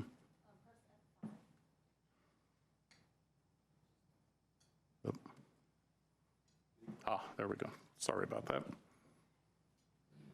So tonight, what we wanted to cover was really kind of just level set, provide a brief background of the project itself, talk about a proposed new schedule for moving forward towards a community vote, and also taking the next steps in preparing the community to have a conversation. Along with that, we, of course, welcome council's discussion. So the questions we have this evening for council are, one, does council have any questions or direction about the timing of the go, no-go vote, specifically the recommendation to postpone the vote to 2021? Number two, does council have any questions or direction about the variables that inform the financial feasibility of operating an electric utility? And number three, would council like to have a conversation to address whether recent changes in Excel's business practices and Colorado state law impact the value add of municipalization? And if so, would council like to have this discussion concurrent to future budget or ballot discussions, and what information would council like staff to provide to facilitate that future conversation? So I would ask that you keep all those in mind as we move through this information, and we'll address them at the end. So just to give kind of a general overview of what the climate department is focused on, is, we have our primary goals that we support with the city. And in support of those goals, one of the things in all of our design principles as we move forward with our climate action planning is really ensuring that we're applying that lens of resiliency and equity to all of the activities that we're moving for in our master planning activity. We also are ensuring that we develop partnerships and policy coalitions in support of the changes that we are planning on facilitating in the future. As we move forward, we're really focused in 5 areas, primarily energy, and that's where the local power project falls. But along with the local power project, we're also working, of course, on energy efficiency and other initiatives related to how we use our electricity. Also looking at building performance, and that really has to do with the electrification of our building systems. Along with that, I will also note is transportation. On the ecosystem side, we're focused on carbon sequestration and drawdown, along with working with open space and our urban forests to really facilitate not just the reduction of our emissions, or I should say to facilitate not just stopping the emissions we are currently producing, but also to draw down the emissions in the atmosphere. We also have a focus in climate initiatives on a circular economy, which really has to do with moving from not just a zero waste application of recycling and composting, but also how do we start to provide multiple functions and purposes for the waste products we currently have. And land use and financial systems are on this slide for to ensure that you know that we are coordinating with those departments. So our planning department will be working on the Boulder Valley Comprehensive Plan mid-cycle update. As part of that, we are working with them to ensure that there is a focus on climate and on those related issues. And also with financial systems, we have included that in our master planning to ensure we're taking into account how the city spends and invests its money. So the goals and the targets of the municipal electricity, our local power project, really focus around elements of a clean power supply, which has been one of the primary drivers of the municipalization effort. And as we've reported before, there's opportunity for us to start operations with the local electricity at 90% renewable and to achieve our goal of 100% renewable by 2030. But as we all know, and what we mentioned earlier, is the state and Excel have adopted changes that will take the Excel energy to 80% reduction by 2030. So part of the conversation that we need to have is, as we look at that delta, or what Excel energy is doing, is what is the value of the clean energy and what is the delta? But also there are other values that are supported by municipalization that we need to take into consideration as well. One of those is that local control aspect. So as we talk about local control, what that really means is the city, you as decision makers, the community, all having the ability to influence how the electric utility is run, how the revenues from that electric utility are reinvested into the community. And that's everything from really large projects like undergrounding and doing those system improvements to doing smaller projects and just things that reflect what the community wants. As we look at the additional values that it brings, that local control and those revenues also provide an opportunity for the community to set the rules. So right now, a good example of that ability to set the rules is Tom and I happened to be riding together the other day and drove past a storage facility. You know, we have all these different buildings that are all lined up there, and 1,000 square feet plus thousands of square feet of rooftop space.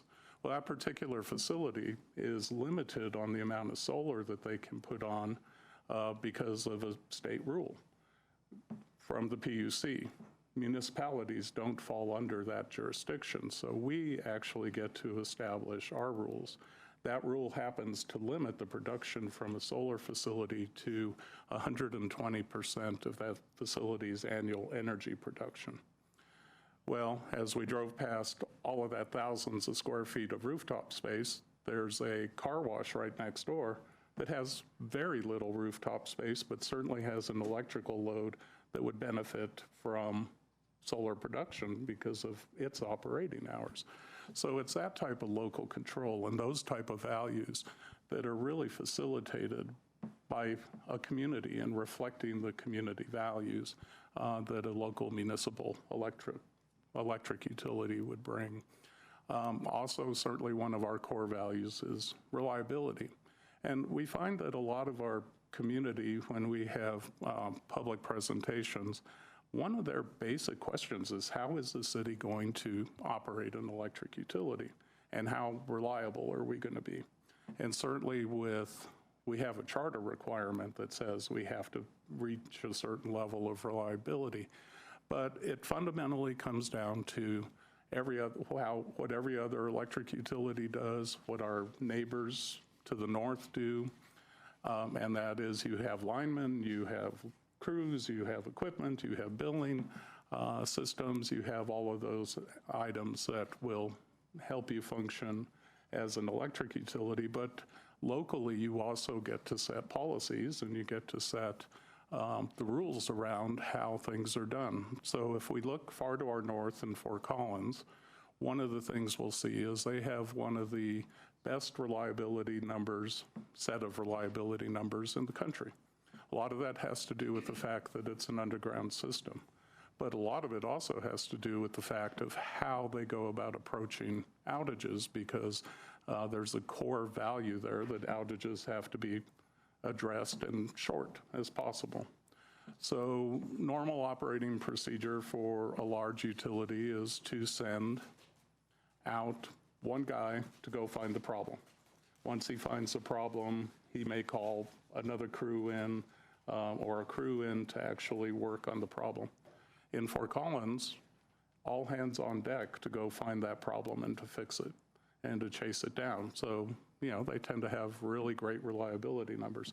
That's the core value of the community that has been set. So that's just an example of some of the benefits that we certainly will see beside the ability to move to cleaner energy supply. And in the middle here, we simply have what our goals were or currently are of 80% by 2050 for emissions reduction. I will note that our most recent report indicates that we've achieved 18% emissions reduction across the city so far, and we have a renewables goal of 100% by 2030, along with local renewables that we want to achieve. Excuse me, Steve. 100 megawatts. Bob has a question. Before you move on to the next slide, it looks like you were getting ready to move on. I wanted to come back to the 120% rule. So I understand that if we had a municipal utility here, we would not be subject to the 120% local generation rule. Another way to tackle that, however, would be to change the state law, though. Absolutely. Right. Do we know, is that on our legislative agenda to have that law changed? Yes. I believe it is. Okay. Yeah, it absolutely is. Okay. So that would be another way to tackle that. And just a kind of maybe a correlated question. And I don't want to get into peak and so on and so forth, but I just want to just apples to apples. With these goals on local renewable generation, can you give me an idea like what percentage of our needed renewable generation these numbers would, how much renewable generation would we need to be 100% self-sufficient? I know that that's not necessarily a goal, but I'm just kind of curious. Is this like 10% or is it 50%, or can you give me an order of magnitude? So if we're talking about our peak demand, the megawatts, this is a little bit over a third of the... 175 would be a third? No, I'm sorry, the 100 by 2030 is typically what we look at. So we would be looking at, if we wanted to generate it all here locally, we would be looking at 300 megawatts. Is that a... Well, but let me... I know it's complicated. But that's the demand. Right. Then there's the energy, and as you know, the sun doesn't shine all 24/7. It only shines, period. So there's only a certain production period, and that's the energy that is produced. Yep. And the 100%, I've done the calculation, is right around 10% of our total energy need. 100 megawatts would be? Yeah. Yeah, okay. I just wanted an order of magnitude. I was kind of curious about that. Thanks. So certainly one of the questions and why we ask is, the value of moving to that 100% renewable energy. So as we look at the city's emissions, electricity makes up about 50% of the emissions, which means the remainder of those emissions come primarily from transportation and from natural gas, heating our buildings and industrial processes. So we can only really achieve a significant reduction of the city's emissions if first we are able to clean up our electricity supply and then really transition our transportation to more of an electrified transportation system, along with transitioning our heating and industrial processes to electrification as well. And as we look forward, that is certainly part of the focus that we've been working on in the Climate Initiatives Department. As we look at the particulars related to what the Electric Utility Development Group has been doing related to moving towards the go, no-go vote, the purpose of that vote, first off, is really to ask the citizens of Boulder whether we should create an electric utility. And then secondary, we'll be asking them to approve bonds in order to allow us to finance the separation of the existing electric system from one contiguous system to two separate systems, one to serve the electric customers within the city limits, the other to serve the electric customers that will remain with Excel outside the city limits. So our work plan and where the Electric Utility Development Group has been focused is really refining those costs and completing the financial feasibility study in order for the community to make an informed decision. So our current cost estimates are the cost of acquiring the system. That's the poles, the wire, the bolts, the transformers, all of those parts and pieces, the property rights that are support easements below that electric system. And currently in our financial modeling, we utilize a number of 150 million. As you all just read in the paper, we made an offer to Excel for 94 million to purchase that system, and are currently starting the process of good faith negotiations, and then if those are unsuccessful, moving forward with condemnation.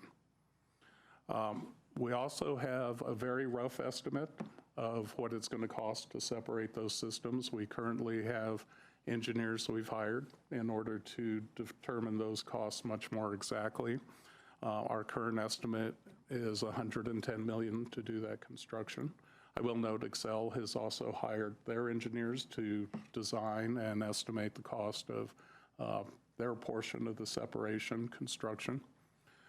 Startup costs are costs we've inquired and gotten a lot of really good information from companies that do operate electric utilities under contract. But this is a number that we'll have to eventually define by going out to bid and asking those companies to give us a much more exact price for what it would take to operate Boulder.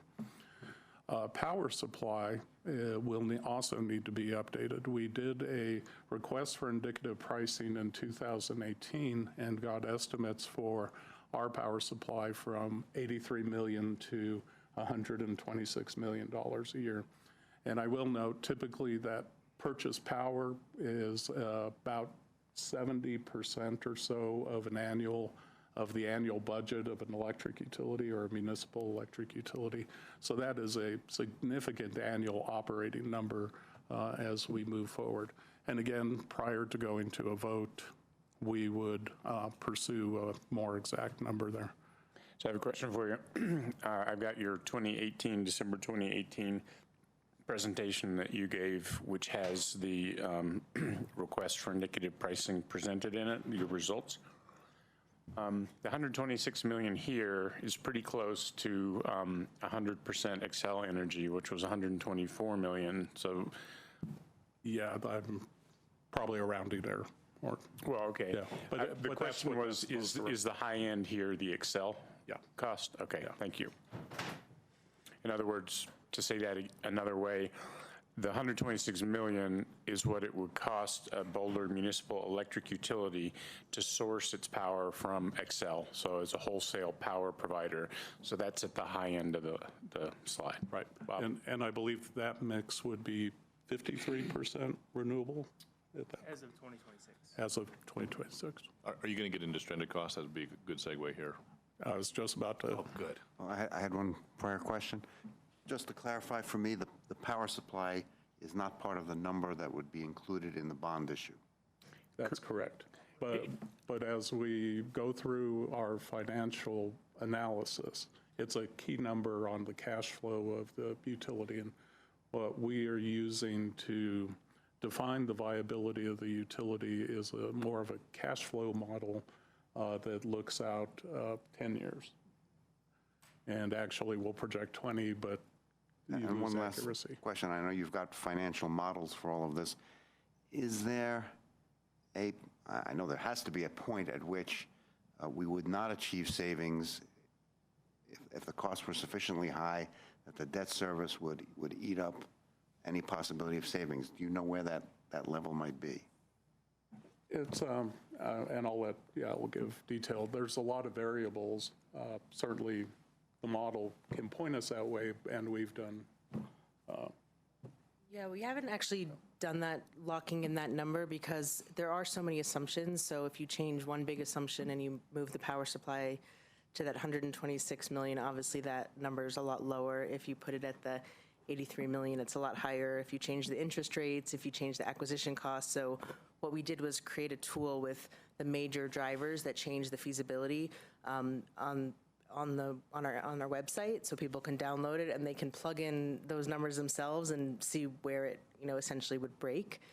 with those drivers because their assumptions are just so interrelated. It's hard to say, if we lock everything in at our medium case, we can put a number in and see it, but those numbers aren't locked in place necessarily. Does that make sense? Well, it does, but I guess people will need to know at some point Yeah. what type of, what the magnitude of the Right. savings will be. Sure. So we can Are there present, savings? and what we've always done in the past and we'll continue to do is present some scenarios, like a high, medium, and low scenario. As we get some of these other numbers locked in, they won't be as variable. So for instance, that big $150 million acquisition cost will be locked in once we know the value of the system. The separation construction will be locked in. So some of those things will be locked in, so the variability will lessen, but we'll still have probably like a high, medium, and low scenario. We'll look at some other, like maybe some modeling that shows like just different risk factors for the ones that aren't locked in. Thank you. If I could jump in, Mark, just kind of in response. If you look on page 392 of your packet, you will see a link to the live financial forecast tool, which is the multi-tab spreadsheet model that has all of those variables. And it's, if you're a wonk like me, it's fascinating to play with those variables because you can change any of the assumptions and you can look out at what the net present value cost is, what the rates will be, and so on. So I would, anyone who's curious about this, further, just to note, the stranded cost obligations in here are currently set to 0 because there's a whole bunch of scenarios around that too, so you can put in a number there. So that's just a tool for anyone to use who's curious about the breakpoints, and the breakpoints are different for different scenarios. Just for grins, let's say that we held constant all the variables you have up there except for acquisition costs. We have separation costs coming at 110, and startup costs coming at 28, and power supply comes in, I don't know, midpoint there, and stranded costs in fact are 0. We're going to talk about those in a second. Is the acquisition cost break number in excess of the $214 million cap? I don't know the answer to that right now. I'd have to pull it up Okay. and run it for you so I could. I'll go play with it and find out what. I'm just kind of curious about that. Because if it is, then the question may become moot, right? If your breakpoint's $300 million for acquisition costs, all these other numbers remain the same. We can't go above the 214 CPI adjusted anyway without voter approval. So it kind of doesn't matter if your breakpoint's like way up there because we can't get way up there anyway for other reasons that aren't related to finance. Which was a perfect segue into the next slide. And I have a question before we move from this slide, the previous slide. In that power supply number, is that in the scenario such as is proposed by the Community Choice Energy possibility, is that the amount of money that would need to be spent under a scenario such as what could happen under that? I'm going to have to think about that a little bit because the community choice model is really a organized purchase, so to speak, of a group purchase. On a city scale, I would say, having not really sat down and worked through it, I would say if we were able to organize that group purchase with community choice on a city scale, then yes, those are probably reflective of what the ratepayers would be paying in total. The city would simply be the broker, so to speak, or the pass-through but as I said, I would need some time to really apply the two to one another. No, I think that's helpful right there, what you just said. And if it were organized around several communities pooling together, then chances are it might be lower. Is that a fair statement? Hard to say. One of the reasons we did go out for the indicative pricing was to see if we could achieve the same type of prices that Excel saw in their ERP, their electric resource plan, which we did. So these are kind of where the developers are at. So I don't know if scale on that level would drive the price down more. So I want to apologize. I referred people to the financial forecast tool link in the memo, which is broken. So if you go onto the website and search financial forecast tool, it will take you there. One link which isn't broken, though, is on page 398. And Mary, this is kind of tangential to your point. The link that says power providers takes you to the quarterly update presentation that I referred to, and that has a walkthrough of the scenarios Yael described and what the cost would be, either the cost, the benefit, or the loss. And so that's a helpful presentation to have a look at for that power cost. And I will note, related to power supply as well, that purchase from Xcel Energy, the $126 million, in response to your question around stranded costs.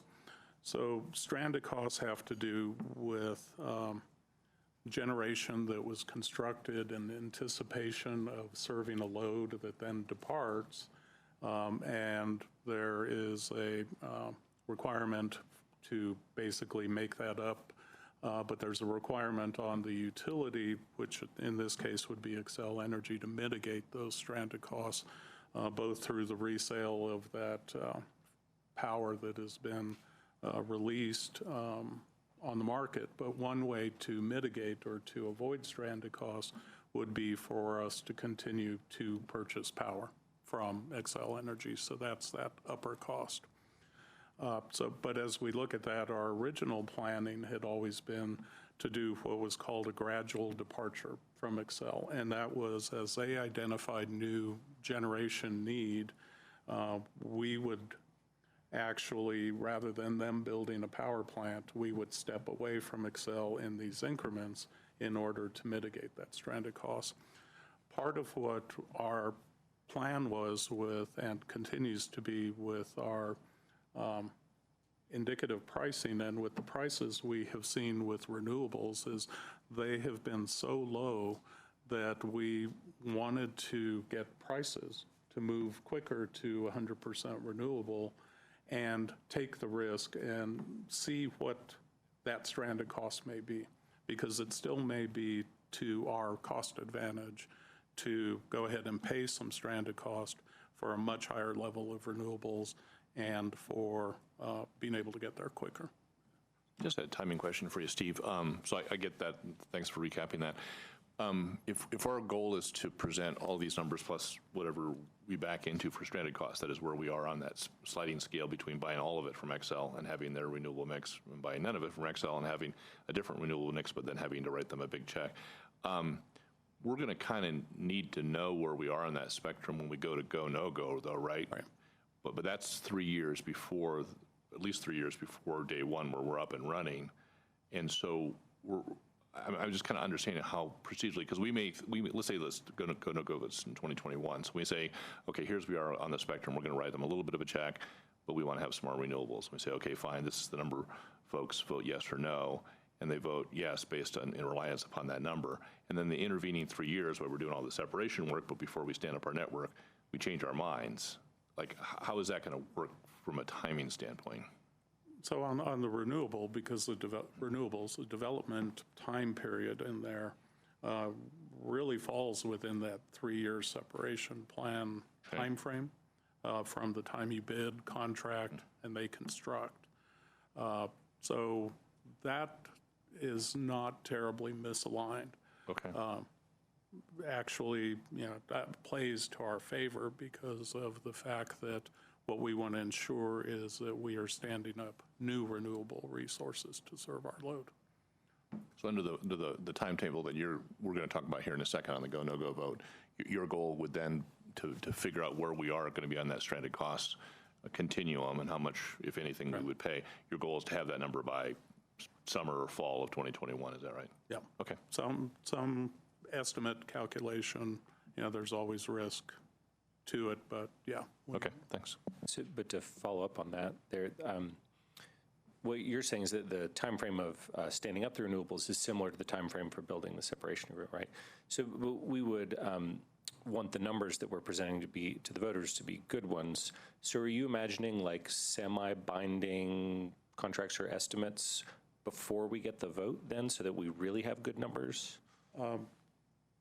We would bid and have negotiated but not executed until after the vote, or put a clause in our bids or contracts. Yeah, so we would have actual valid bids on hand, ready to sign if the voters approved the process. Yeah, that would be our Thanks. intent.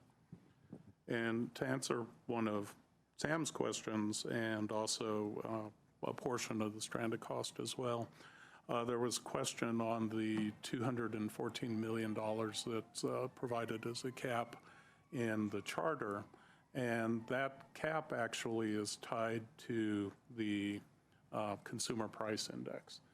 So we went through and calculated what that cap currently is, and it's $259 million. And I did want to make sure that what the cap is clear, is the cap itself is for purchasing or otherwise acquiring the existing assets of the electric system. So that's really the acquisition cost, the condemnation costs that we would be paying, along with paying stranded costs in one complete payment. So if we were to decide that we were going to just pay stranded costs whole to Excel, that would also fall into this cap. But there is also the option in the charter language to place those stranded costs into rates. Fundamentally, it falls into a portion of your transmission rates over time. 259 is calculated through 2019, so is that correct? Yes. And so, and is the actually operative date of the cap the date we actually write a check, or the date the condemnation award comes out? It controls the issuance of debt. Controls the issuance of debt. So it would be when we issued the debt to pay the condemnation award. So that would be shortly after the go, no-go vote? That's after separation. After separation? Yeah. So the condemnation award could be X. I'm just trying to figure that out procedurally. So we get a condemnation number next year. We go to the voters and say, we think this meets the charter objective. But if it's a close call, we're not going to know what CPI is going to take us out to 2024, 2025, right? We're not going to know. We're not going to know what the cap is. Well, we can project what the cap is till any date in the future by estimating the CPI based on past history. Right, okay. I can see a close call being problematic, but we'll talk about that later. Yeah. Remember, right, what's the Kathy, what's the appraisal? Here I go with trying to do numbers, which is dangerous. The appraisal itself is, I believe, Kathy, could you introduce yourself? Sorry. Kathy Haddock, City Attorney's Office. The appraisal itself is $63 million for the assets outside the substations. Yeah.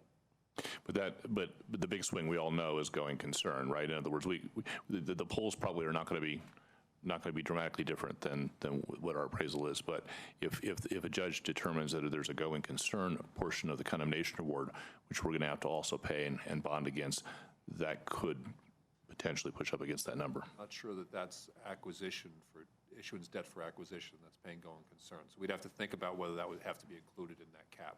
I think the reason I asked Kathy what the appraisal was, because it's unlikely that 150 million number is more than double what the appraised value of the asset is. Could you bottom that out for us and maybe just write us a confidential memo on whether you think a going concern award would be subject to the cap? I'd be happy to do that. Thank you.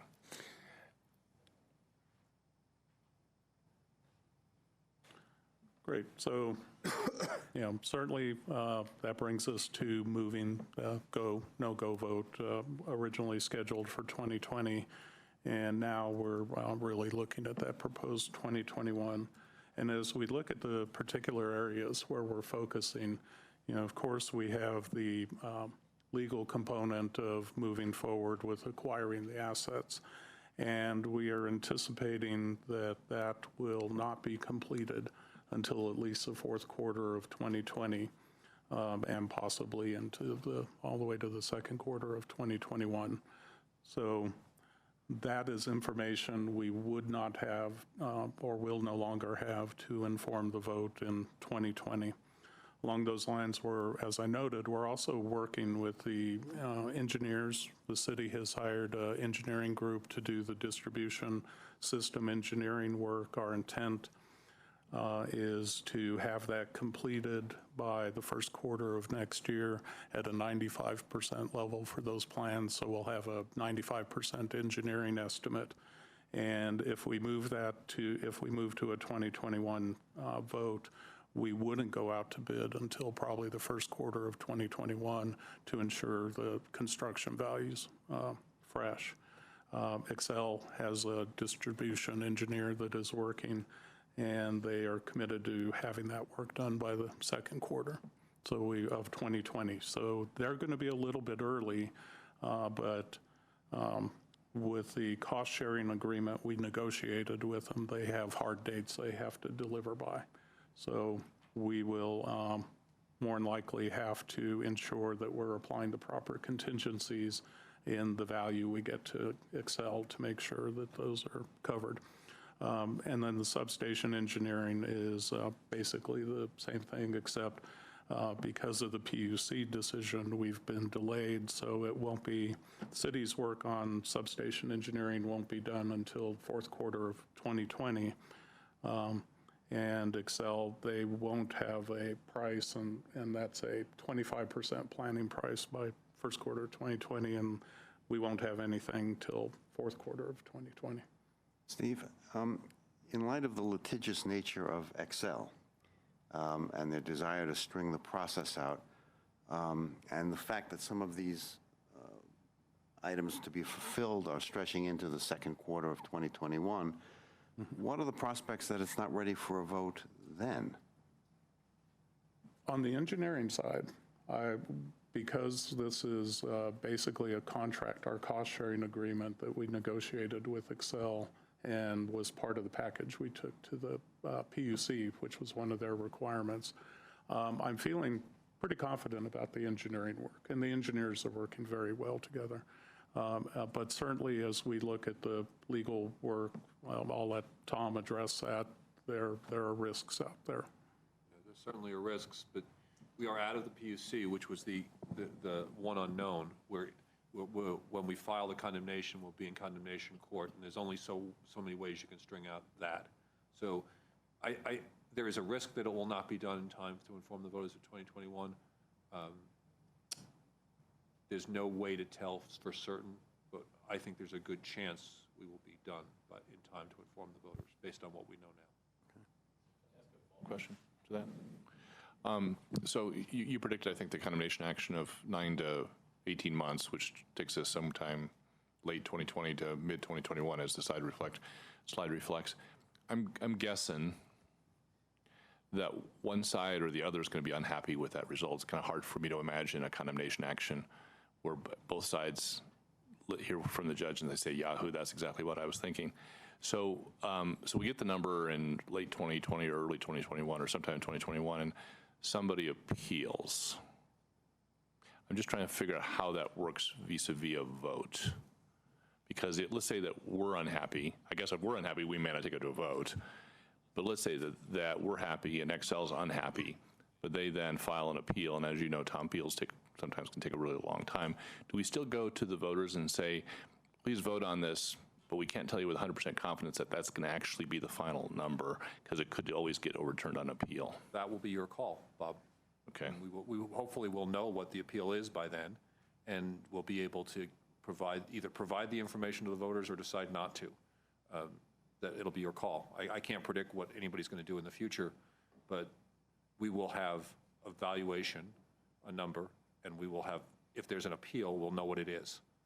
And know what the substance of the appeal is. Yeah, and the voters will be able to decide. And Kathy stepped up because I think she's going to tell you how appeals and condemnation cases work, right? Right, they're very different than other types of cases. It's not an all or nothing issue. Condemnation is different in that there's in limine motions that you do before you ever get to the valuation trial, and that's deciding legal issues before you get there. So for instance, the fight about good going concern will be one that will be decided by the court in before the valuation trial, and then depending on the result and depending on whether there's an interlocutory appeal or not, we can decide how to go forward and whether to go forward. Regardless, we would probably have a separate line item in the verdict that the jury gives us, so that at the end of the day, we may have a number for acquiring the assets plus a number for going concern, and then we can quantify with Yael's model whether we want to go forward or not before the appeal is done. So Does that make no sense? Yeah, Kathy, you mentioned interlocutory appeal, so let's just kind of translate that for the non-lawyers. That would mean that, let's say that one party or the other got that ruling, that early in the case ruling about going concern, which I think you're absolutely right, that's when it would happen, that there may be an appeal that kind of stops the lawsuit, the trial wouldn't go forward, and that might go up to the Court of Appeals first and be decided with finality before we actually had the trial on the numbers. Is that that's one possibility, right? That is one possibility. As a practical matter, I think what we do is evaluate the legal issues, and we may decide, in order to have the condemnation trial go ahead, that we want to present the issues about going concern and have a line item of going concern, so when it does go up on appeal, that we would know the number that we were arguing about. But there's another party in the case, so they may not agree with that process. They may want to take a time out and take it up an appeal and stay the lawsuit. They may want to, and they may win on that issue, but condemnation is for the purpose of the landowner not stymieing the government from being able to complete its public projects. Right, okay. Jeannie? I think I have a question relating to what Bob is talking about. If the numbers are, if we're so unsure, why are we waiting until 2021 to bring the issue to the voters? What can we do to expedite the process? Or is that even possible? Well, the charter says that there'll be another vote before we go forward, and the vote is supposed to be fully informed. Our instructions have been to complete condemnation so we know what that acquisition number is. Council could decide that we don't need to and that we could go in 2020. That would be your decision. That has not been the decision of council. Our instruction so far has been complete the condemnation. That's what we've been working toward. Yeah. Anyone else? Okay. So the last two items, of course, are the bid on the operations and maintenance, and also on our power supply, which will time in order to inform the vote.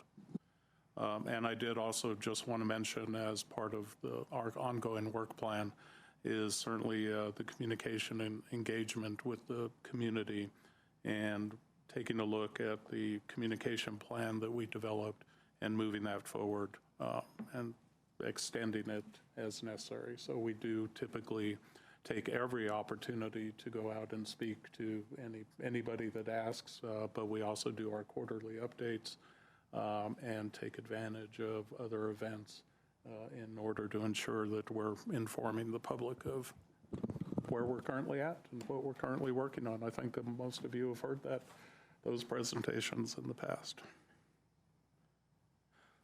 Now, the challenge, certainly, though, that we want to make sure we bring forward is moving the vote to 2021 does create an unfunded need.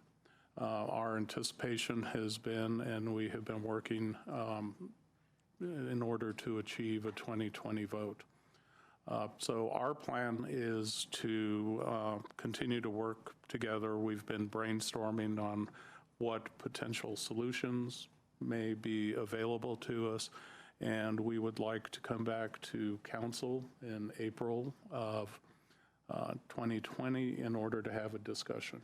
And why April and what that time frame brings us is the areas we certainly have, or the tools in our tool belt, are to look at certainly general fund, which is not a good option, as you just heard from the past two presentations. There are real needs there. Not that we're not a real need, but also, we want to take a look if there's a potential ballot issue that we're timing it accordingly in an April discussion. and also looking at other avenues of funding that might be available to us. So we'd like to be able to have that conversation with council in April and bring forth potential solutions. So Steve, I looked at the third quarter expenditure and tax collection report that you all put out last week, and I think Katie provided me offline some clarification on that. But if I understand correctly, sounds like we feel like we're going to exit the year at about, Katie, correct me if I'm wrong, about $6.1 million in spend for this year, for calendar year 2019. Is that directionally correct? Yeah, so what we sent you earlier is in a back pocket presentation. That sounds about right. I think what we want to be clear about with the unfunded needs is the staffing piece. So I was going to get to that. Go ahead. Yeah, go ahead. the UOT is really meant to cover staffing just for those 3 years. And so if you expand it one more year, you've got 9-ish FTE that need to be covered that weren't necessarily anticipated. Yeah, I just wanted to capture the right one. Next one. There you go. Yeah, that's perfect. Thank you. So if you look at 2019, I'm going to walk folks through this because it took me a little while to understand it. So if I can get it, anybody can. So in 2019, you see, if you go down that column, you'll see the tax collected is about $5.1 million. We've spent this year through today about $4 million, and we anticipate spending another $2.6 million. So our total expenditure for, sorry, I misspoke, $6.6 million for the year, right? 4.1 plus 2.6, okay, about 6.6 million. But we've over-collected the tax. If you go back to the left in 2018, we've over-collected the tax. We collected the tax is front-end loaded. We collected $6 million in tax last year, but we only spent $2.8 million. So you can see that those kind of brown numbers on the bottom, we had a $3.2 million carryover. And even though the amount we're going to spend this year is a bit more than the tax we collected this year, we can dip into that carryover, and we still have yet a carryover of about 1.6 million going into 2020, if folks are following along. The problem happens next year, and we haven't got to staffing yet. We carry that $1.6 million over to 2020. The tax drops down to $2 million because that's just the way the tax was structured. So we only have about $3.6 million to play with in 2020, and I'm guessing you're going to tell us that we're going to spend more than $3.6 million in 2020. I believe we're going to spend more than $3.6 million. I mean, I see a $7 million number up there. I don't know if that's the number, but. The $7 million is really just to balance out the remainder of it, given kind of the conversations of whether we want to move into 2021. I guess based upon direction from council, Steve could work with his staff and better align what 2020 and 2021 expenses are, but bottom line, 2021 is still only bringing in $2 million. And so the tax was intended to reimburse general fund reserves after the 5-year period, again, with the anticipation that this was a 3-year expenditure project. And that doesn't include, there was some general funding, I'll use the word borrowing, that happened previously, about $2.1 million, way to the left of that, back in like 2013 or 14 or 15, and about 700,000 of that's been repaid, but there's still a IOU for about $1.4 million in the general fund. That's is that correct. right? Yeah. And is it correct that even though we will run a temporary deficit in 2020, 2021 timeframe, that with the 2022 collection, we zero out? Yep. So this is a cash flow problem, not necessarily a debt problem. If we only spend $7.8 million in the next 3 years, and that, I guess, you know, regardless of whether we spend $7.8 million all in 2020 and have the cash flow problem or spend it out over 3 years, the question is, are we going to spend more than from this point forward? Right. Are we going to spend more than $7.8 million? Does anybody know the answer to that? As we look at our line item budget, certainly the shortfall we have is staffing in the 2021-2022 time period, along with those extended legal costs, which as these elements go on, it's hard to predict exactly what those costs will be if there is an appeal or if there's different actions that take place. So that's what we're working to refine those right now to, as we come back in April, to really have a much better idea of what that is. The staffing is generally running us about $1 million a year, rough ballpark. It seems it was 1.2 million last year, maybe you've reduced a little Sounds bit. about Reasonable right. enough. Yeah. Yeah. Yeah, as a ballpark. So that becomes the driver, that and additional legal costs. But Okay. in April, you're planning on giving us an update. We're going to see this specific issue again. Yeah, along with potential solutions. Great. Give me 1 second. We have a lot of pocket slides.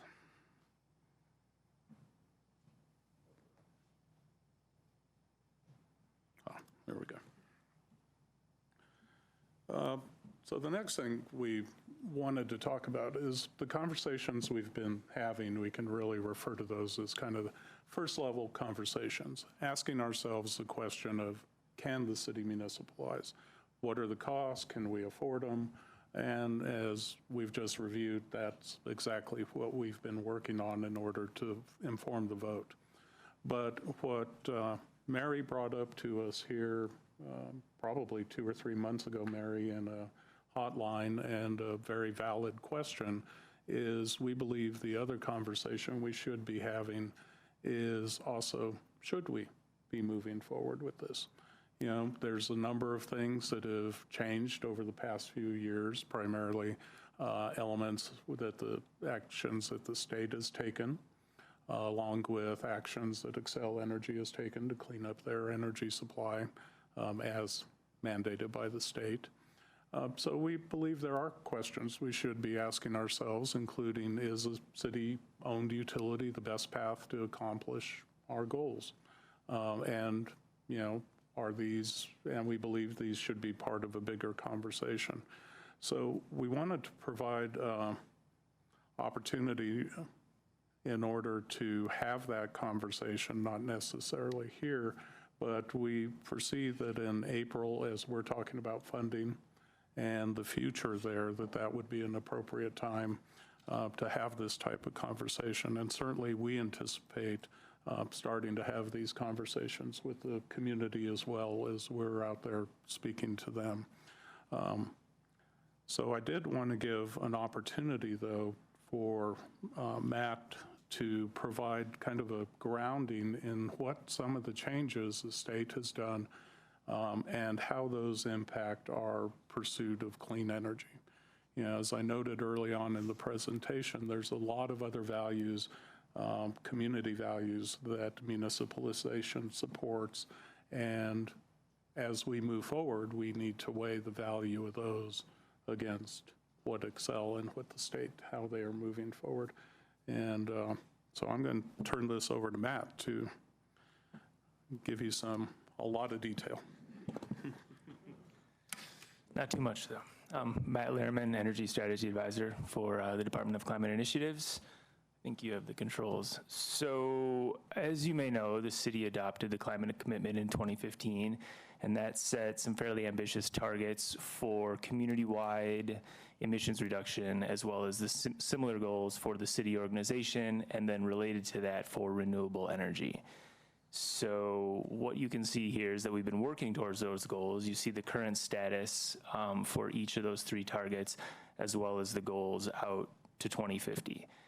There were 2 pieces of legislation that were passed during the 2019 session that have a significant amount of impact on these targets. So the first in the left-hand box is the Clean Energy Plan. It was part of Senate Bill 19236. It requires all investor-owned utilities to file a clean energy plan as part of their broader electric resource planning. Xcel is currently planning on filing that in February of 2020, although they have petitioned to delay it by approximately a year. So we should know relatively soon if it's going to be in February 2020 or in March of 2021. But what that clean energy plan must contain is a plan to reduce emissions 80% by 2030. That's against the 2005 baseline, which is the same as how the city measures. And then separately, a plan that, the way the legislation writes it, seeks to achieve 100% clean energy by 2050. So in the context of the climate commitment, it gets us near the 2030 goal. It does not hit the 2030 goal, but over a longer time horizon would get to 100%. Separate but related was House Bill 19-1261, which includes a climate action plan to reduce carbon emissions, greenhouse gas emissions across the entire economy. So not just electricity, but also transportation, industrial loads, heating, things like that. You can see the targets here as well, 26% below 2005 by 2025, 50% by 2030, and 90% by 2050. So that latter number is where we're really shooting for on the broader level for the community, and that does hit that level that we have set in the climate commitment for 2050 community-wide emissions reduction. But what does that mean for electricity? So we've heard a lot of questions about where are we today versus where would this legislation get us. For 2018, our electricity sector emissions only were a little over 700,000 metric tons of carbon dioxide. If Xcel achieves the 80% emissions reduction goal by 2030, that would leave us at about 250,000 metric tons, of carbon dioxide. Comparatively, if Boulder, either with Xcel or through a municipal utility, were to get to 100% renewable electricity, that would obviously put us at 0 metric tons for electricity. So you can see that gap is about 250,000 metric tons, roughly. On the right-hand side, you can see there's 3 different primary options we have for closing that gap. One's through distributed generation, on-site solar, for example, community solar gardens, another through conservation and efficiency, and then the third through engagement in the electric resource plan, either through advocacy for more resources, bidding in our own resources at a utility scale to Xcel. Can I just ask a quick question? Sure. You say about closing the gap, like conservation and efficiency. I mean, that reduces the gap, right? Because it reduces our overall demand, but you still only have a percent that's lacking in renewables, right? So you can't close the gap with conservation, right? You can just reduce the total emissions. You can reduce the total emissions. We could get really wonky and talk about shifting load to when renewables are generating, when, charging your car when the sun is shining, for example, or running your dishwasher overnight when the wind is blowing, but that's probably a separate conversation. Quick question. Mark? How loose is that seeks to achieve language in the 2050 goal? Is it enforceable in any way, or is it simply a statement of intent? So the language says seeks to achieve. I'd probably defer to either Jonathan Cohn or Carl Castillo on exactly the specifics there. I don't think either of them are here tonight. Yeah, so starting actually this Friday, there is a stakeholder meeting that is going to start developing the metrics and the criteria of what types of resources and how utilities will go about achieving that. So we'll have at least 3 staff members participating in that working group going forward. So I think some of that will be defined in that process, but for specifics, I would reference either one of them.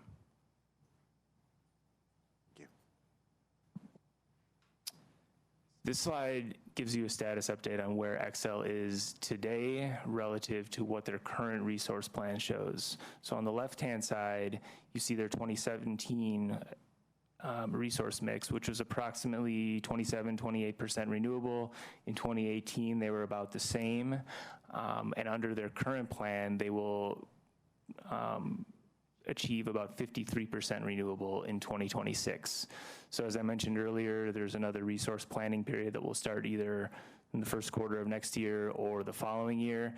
That is the plan that will move them probably to 2029, and we'll have a better sense of how they're going towards that 2030 goal at a very minimum. But for right now, I think the 2 main takeaways here are that 28% renewable almost doubles to 53. The usage of coal declines from about 45% to about 25%. And the emissions reductions do start to accelerate in that time period because of retiring coal and adding renewables, replacing them with renewables. And finally, this is a slide that we looked at our October study session. This shows exactly what Xcel and all of the customers are looking at in terms of fossil fuel retirements in order to achieve the 2030 and the 2050 goal. The yellow bars represent natural gas capacity, and I guess they're navy or blue or black on this slide, are coal. So for purposes, for your takeaway right now, I think for 2030, it's very likely that there are 3 coal plants that would need to be retired early in order to achieve the 2030 goal, and an additional coal plant that would have to be retired about 20 years early to achieve the 2050 goal. And then separately for that 2050 goal, about 600 megawatts of natural gas, a very, very large natural gas plant. In order to achieve the goal using technology as we know it today. If there are advancements, that may change, but this is kind of the state of play for Xcel's fossil generation today. So a couple questions. First, in order to achieve the 2030 goal, they would have to move Pawnee's closure up? In my opinion. Yeah. Yeah. So that's 11 years early, and presumably the deals that would get made to do that are the same kind of deals that have been made with Clean Air, Clean Jobs and others, which is they will continue to be paid as if those plants were generating electricity for 10 years, even when they are not. Is that correct? I think so. I think that's right. That's one option that was enabled in Senate Bill 19236, I think. Yeah. Yep. The securitization approach. Correct. And are Hayden 1, Hayden 2, and Craig 2, are those in the ERP to be closed?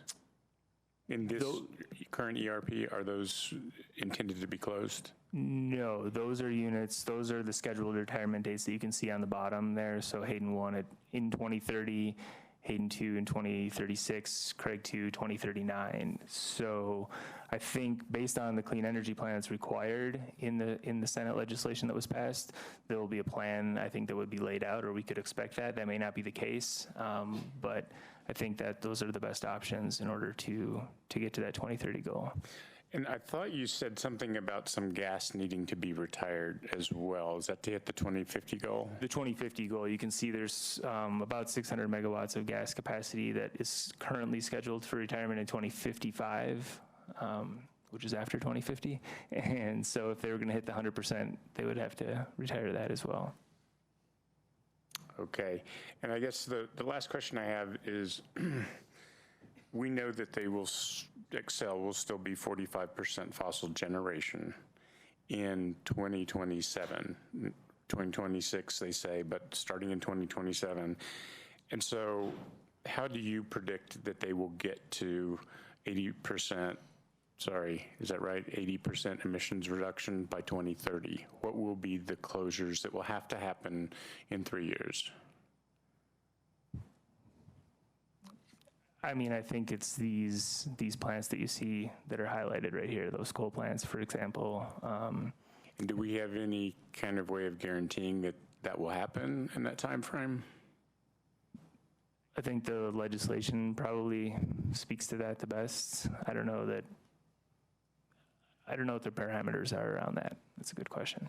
Okay, so that's just to know that it's hard to know exactly where Xcel will be in 2030. We know where they're committed to in 2027. By the time the resource planning process is over at the PUC, that will be essentially a matter of law. You know, they've agreed and the PUC is signed off on, and it's good to go. But the stuff that's going to happen later, if they file their clean energy plan, will the clean energy plan speak to that, do you think? That's the intent of the clean energy plan, to map that pathway to 2030 and then more broadly to 2050. And they've requested a year's delay in putting that together? Yes, I don't know what the timeline is for the ruling, but if they're going to file by February, it would have to be very soon. Okay, thank you. I would anticipate a 1-year delay. Thank you. One last question. Hang on a second, Mark. Just a quick question. Do we have any legal right to object to that year delay? Like, can we enter an opinion, whatever body that's before? Intervene.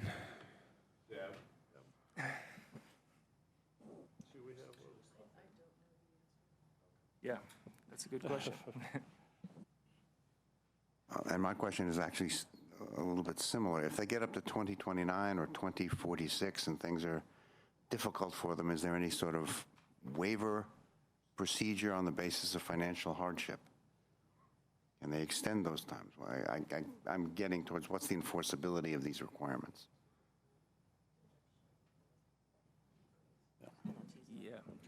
So as they move through the rulemaking at the PUC, that is where those type of requirements and consequences would be defined and set. I'll also just add that there are some rate caps on how much they can raise rates to meet these in the legislation. So it's an interesting thing with financial hardship because they're a regulated monopoly. They can go to raise the rates essentially, but they can't exceed those rate caps. So I think that'll come out in the rulemaking.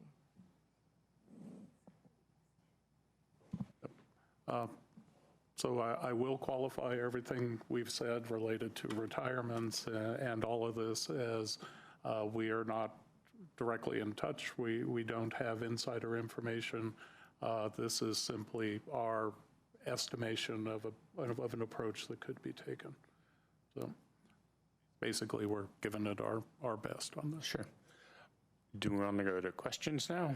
Yeah, I just wanted to highlight our next steps, which you all know that are, we'll continue to work with Excel to determine our path forward regarding substations. We're in the process of that negotiated acquisition right now and moving forward through that portion of the process. We are planning or moving forward with resolving the litigation related to Excel's attorney's fees. We are completing our separation design engineering and are currently participating in Excel's rate case and will be participating in their next electric resource plan. So that plan that will establish the retirements and how they move forward will be an active intervener in that case. Of course, we will continue to update our financial analysis in order to evaluate the viability of moving forward with this. As noted, we want to return to council with analysis on potential funding sources and also to have our conversation on should we and updated communication and engagement plan that'll stretch us now into 2021. And I'm starting to lose my voice. Okay, very good. Right. And there's our questions. So do we have questions for staff? Jeannie? Thank you for this presentation, and I've met with you, Steve. I just have a few questions around community engagement, and I wanted to know what is the impact of municipalization on the different communities? Have you researched that? And also looking at energy poor areas, and what would be the impact of the muni on these areas? So. Yeah, certainly as we look at programs and that a municipal utility can undertake in support of communities that typically don't have opportunity, there's a lot we could do from solar access programs. Currently, even now, today, with our climate initiatives team, we're working on several things with Boulder Housing Partners. You may want to address the solar garden work we're doing. Sure. So we have a current solar garden that we're supporting through Boulder Housing Partners to help with some of their residents, as well as we are using some of our energy impact offset fund money, which is the money that we collect from the cannabis growers to offset their energy use, to build a solar garden where we're going to subscribe the residents of Ponderosa Park that the city just purchased. So there's things like that we're doing today in motion. And I'll just say that as we design programs going forward for the utility, we've committed to having at least the level of service that's there today. So there is low-income energy assistance programs that Excel funds through the state. So that's a bare minimum. But I think as a local utility with local decision-making, we would have the power to do more or do something differently to serve some of these areas that might be underserved right now. So that's. Can I follow on just to that exact question and say, could you describe the just transition work and the work with the institute at the university?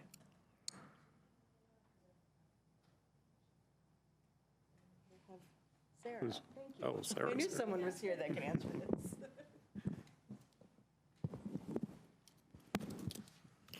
Good evening. My name is Sarah Huntley. I'm the engagement manager for the city, and I think I've had the most recent conversations with our friends over at the Just Transition Collaborative. So the Just Transition Collaborative is a group of individuals who work with the University of Colorado who have been committed to equity in our community for quite a long time, and surfaced with the city around the time that we were talking about the initial climate commitment. And they talked about the goals that we had in the climate commitment all being really good goals in terms of carbon emissions, but they wanted to start a conversation with the city about the how. So the what and the substance of what we were trying to do was important, but so was the how are we going to go about it, and how are we going to ensure that any transitions we make in terms of our energy supply or other ways we address climate action issues, that they're done in a way that do not harm individuals and in fact try to further individuals' experiences and don't create to a larger gap between the haves and have-nots. So, currently some of the technology that has come out that people can take advantage of to be able to make more of a climate impact tends to also be very expensive, although we're seeing some of that decline. But so there's been a gap in terms of who can afford the opportunities. There's also historically been much more of a significant impact on lower income communities in the way we currently generate and deliver energy. So they really wanted to focus the conversation around that. So we've been in some conversations with them over the last couple of years.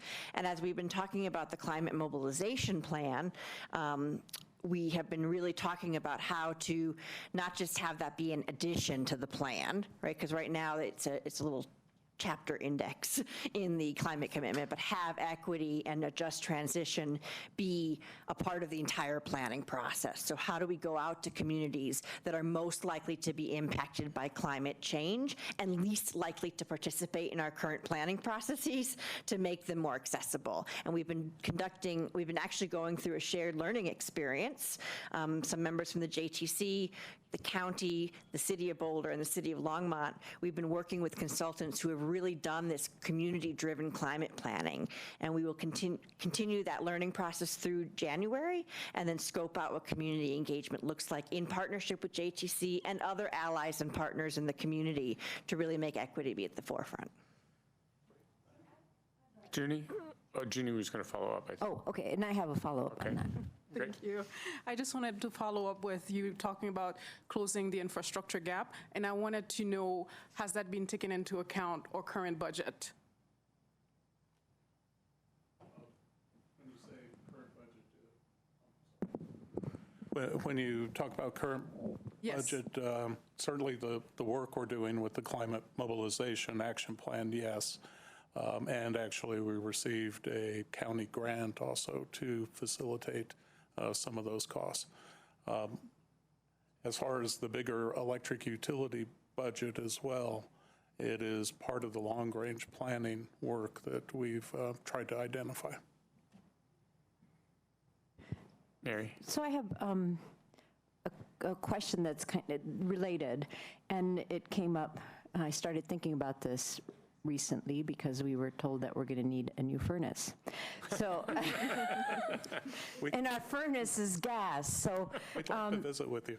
well, no, so I started thinking about how, okay, so if we want to electrify, all our home infrastructure is gas. So we're surely not the only people in this situation.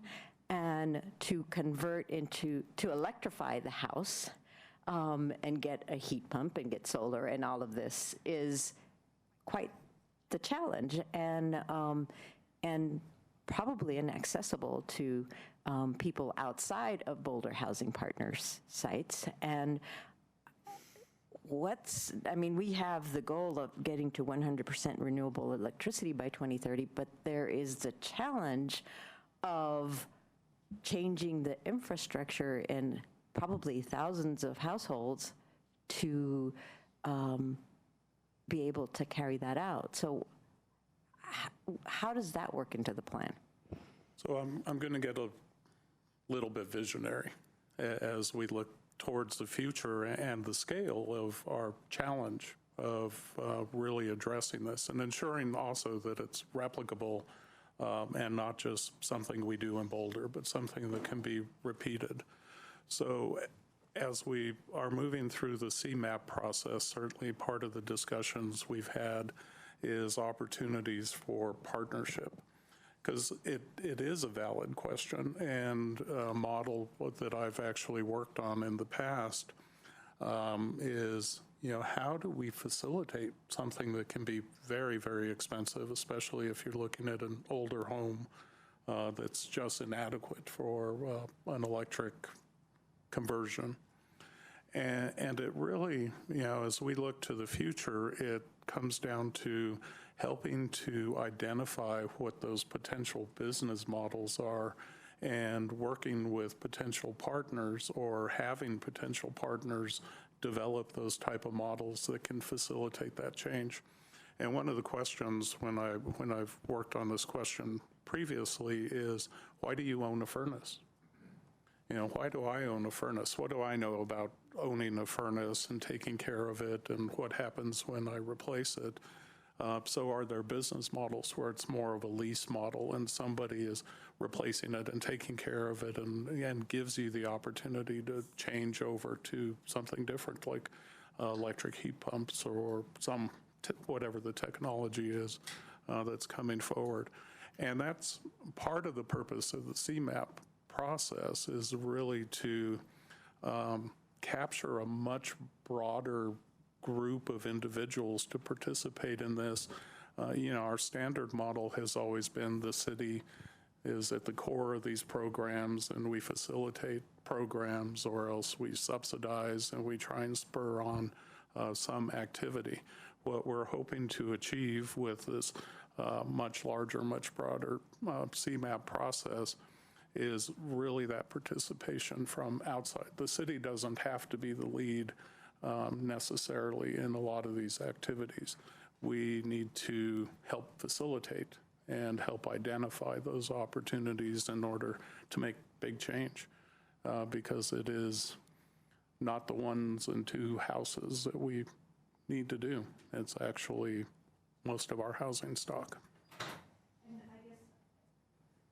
And so the question that it really raised in my mind then is, so if we get to being the ability to buy 100% renewable by 2030, do we have the capacity to use 100% renewable?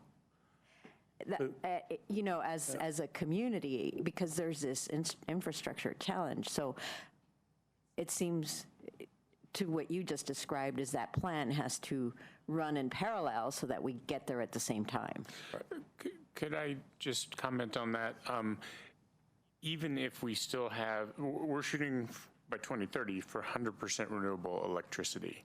And the fact that we're not shooting for 100% emissions reduction by 2030 is an acknowledgement of the fact that there will still be gas furnaces running, there will still be industrial natural gas being burned for various processes.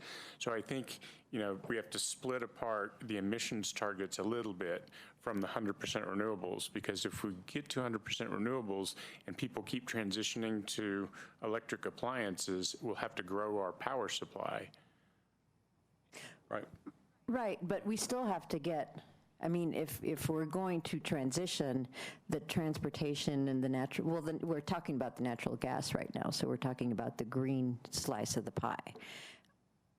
It still requires that infrastructure change. To get the emissions reduction. To get the emissions reduction. Correct. And that's ultimately really what we want, is Correct. the emissions reduction. Yes. That's where the rubber meets the road, or where the solar power meets the roof, or whatever. And so I guess I just wanted to be part of the conversation, as part of the challenge, the conversation as we move forward to the vote, part of the conversation that this is a tremendous challenge, And we, at the minimum, have to be aware of it. So that's my main point about this question is we all need to be on the same page of our understanding. And you know, as we look at the path of municipalization and the vote and our CMAP process as well, they are aligning together so that it is, and we're integrating CMAP into our conversations with the community as well. Rachel? Thanks. So looking at the first question, does council have any questions about the timing of the go, no-go vote? You had a slide a couple, I don't know, half hour ago that was talking about second level concerns. We had the first level concerns that were sort of financial and engineering and legal. And then the second was, should we be pursuing Muni? And I guess I'm wondering, is that a question that is appropriate for 2020, especially in light of the fact that we have heard from some people testifying that they were going to do a citizen-led initiative ballot measure. So is that something worth considering? Do we want to have our own that is on the second level concern? Are you asking about a ballot measure or Yeah, simply the so it's ahead of the go, no-go, but it's related to a go, no-go vote. If the community doesn't want if the answer to should we be pursuing Muni is no, it seems like we could ask that this year. I don't know what it costs us or if it's worthwhile, but since we do have those two different concerns or levels, I wanted to bring it up. We will have a study session in May where council will get to discuss what ballot measures you want to consider for the November ballot. That's one of the reasons we wanted to have the conversation in April about the more detailed budget, so that conversation could be informed if you decide to go that way. Also, if there's a citizen ballot measure, we should have a pretty good idea about whether it's viable by that time. So those are all discussions. They're good questions that you can have in that later time frame, April, May. And so just a point that I want to make about study session in April, May. One of my questions is what additional bills will it be in this session that would continue to move the collective into a different energy situation? And I guess by that point in April, May, we would know what those might be and what has passed. And so just to make sure. And Jonathan might be able to tell you what is getting legs right now. And if you like, I can have him get that information out. Yeah, that would be great if he could just post it on Hotline or something so we all know. Aaron? Well, I just wonder if we might move through these now. Sure. So any questions or direction about go, no go? No, I think we've asked our questions. Thank you for a very good presentation. I mean, it does seem like 2021 is the year for the vote, that we want to present the voters with as much information as possible. So let's keep working at getting all the numbers and working on all the details and go to the voters in 2021. Yes. Well, I agree with that. I mean, it's been obvious to me for a long time that 2020 was getting further and further away. So this is just acknowledging kind of where we are. And, you know, our charge as given by the voters in the last election, 2017, was give us the numbers so we can make an informed decision. And I think that's what we need to keep going for. Okay, that's number one. Number two, questions or direction about the variables that inform the financial feasibility of operating an electric utility. Adam? I guess I'll count this as feedback, but I think it's times like these, it's important to remember that in the financial structures that we deal with, it's a lot cheaper for a corporation to cheat like Volkswagen did, fire a CEO, pay a fine, and then never actually accomplish anything.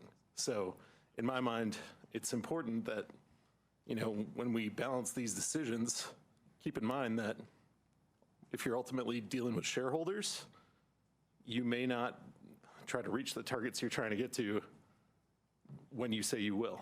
And we have decades and decades and decades of proof of that. So that's why I think we should always continue on this path, because you ultimately don't know what you're going to get when you trust shareholder-led company first. Anybody else? I mean, I think the financial forecasting tool is in quite good shape. And that, to me, is where anyone who does have questions about variables and their impacts on the output should go play with it for half an hour or an hour, because it's really fascinating. It's thorough. There is $0 for stranded assets, which is one possible future, but you can also put in any number that you think we might end up with or a community member suggests. But the tool itself is just a fancy calculator. And when you change the inputs, it tells you rates, it tells you average rates anyway, and it also tells you, will it save the community money over the next 10 or 20 years, depending on how you want to look, or will it cost the community money to make this? So I think for number 2, I think we're in good shape there. And I did want to offer, we're always happy to sit down with folks, certainly council, but also members of the public, and go through the model on a one-by-one or a group basis. We've done that several times. I can't remember, we're getting back together again. Was it March or April? I've lost the plot here. I guess it sounds like we have April. Whenever we get back together. It would be helpful if you could, I know there's like a whole bunch of assumptions that go into the stranded cost calculation, some of which, are outside of our knowledge or outside of our control, but it'd be helpful for you guys just give some ranges. Worst case, best case, high, low, medium, whatever it is, just so we can have an idea. Are we talking the difference between 0 and $10 million, or are we talking the difference between 0 and $100 million? Because, I just like to get an order of magnitude. And you'll have to make a whole bunch of assumptions, I get that. And the worst case one may be just like crazy worst case, but it'd just be helpful to have some sort of range, because I don't even have any, I know we're plugging in 0, and I know we can make it 0, but I don't have any conception of what the mid case and high case, or even, I don't even know how many zeros are behind that number. Yep, and we certainly can do that. Thanks. I mean, the December 2018 presentation had some of that information in it, right? It had at least how it was calculated and what it means, and so it might not be a bad idea to bring that to council as well in the April timeframe. We have some new council members and walk through how stranded assets are calculated. I just wanted to... Not just how they're calculated, but what then actually do the math for us. I also just wanted to add that for simplicity's sake, in the tool to date, we just added basically a line item that shows it as an initial debt issue. The reality is we would likely pay something over time through transmission costs.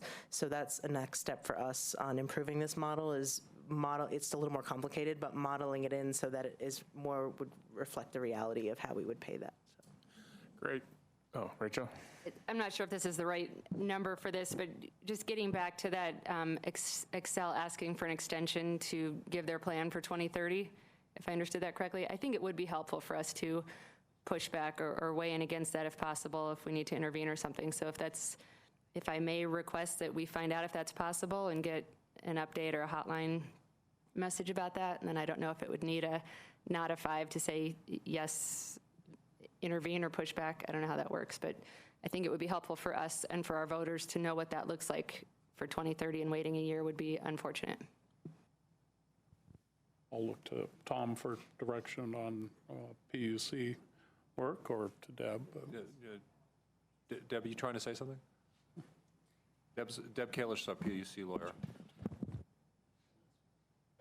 Good evening, Deborah Kalish, Senior Counsel with the City Attorney's Office. We can certainly do that. We'll take a look. And I'm not aware that it was actually filed with the commission, but we'll take a look at the format of how it was filed and whether intervening or offering public comments at least is possible. Mm-hmm. So question 3, would council like to have a conversation to address whether recent changes in Excel's business practices and Colorado state law impact the value add of municipalization? If so, would council like to have this discussion concurrent to future budget discussions, which I think means in the April timeframe? And what information would council like staff to provide in the future to facilitate the conversation? Aaron? Yeah, I mean, I think it's a helpful part of the conversation. What we're working on is pinning down the costs, right? We're working very hard on that. But the go, no-go vote will partly be a cost-benefit calculation. And so quantifying what the benefits are a little bit more thoroughly, I think would be very helpful. But with Adam's point in mind, that's not just about promises, right? It's about certainty levels, right? So the state law stuff is probably reasonably certain, although the state legislature could change that.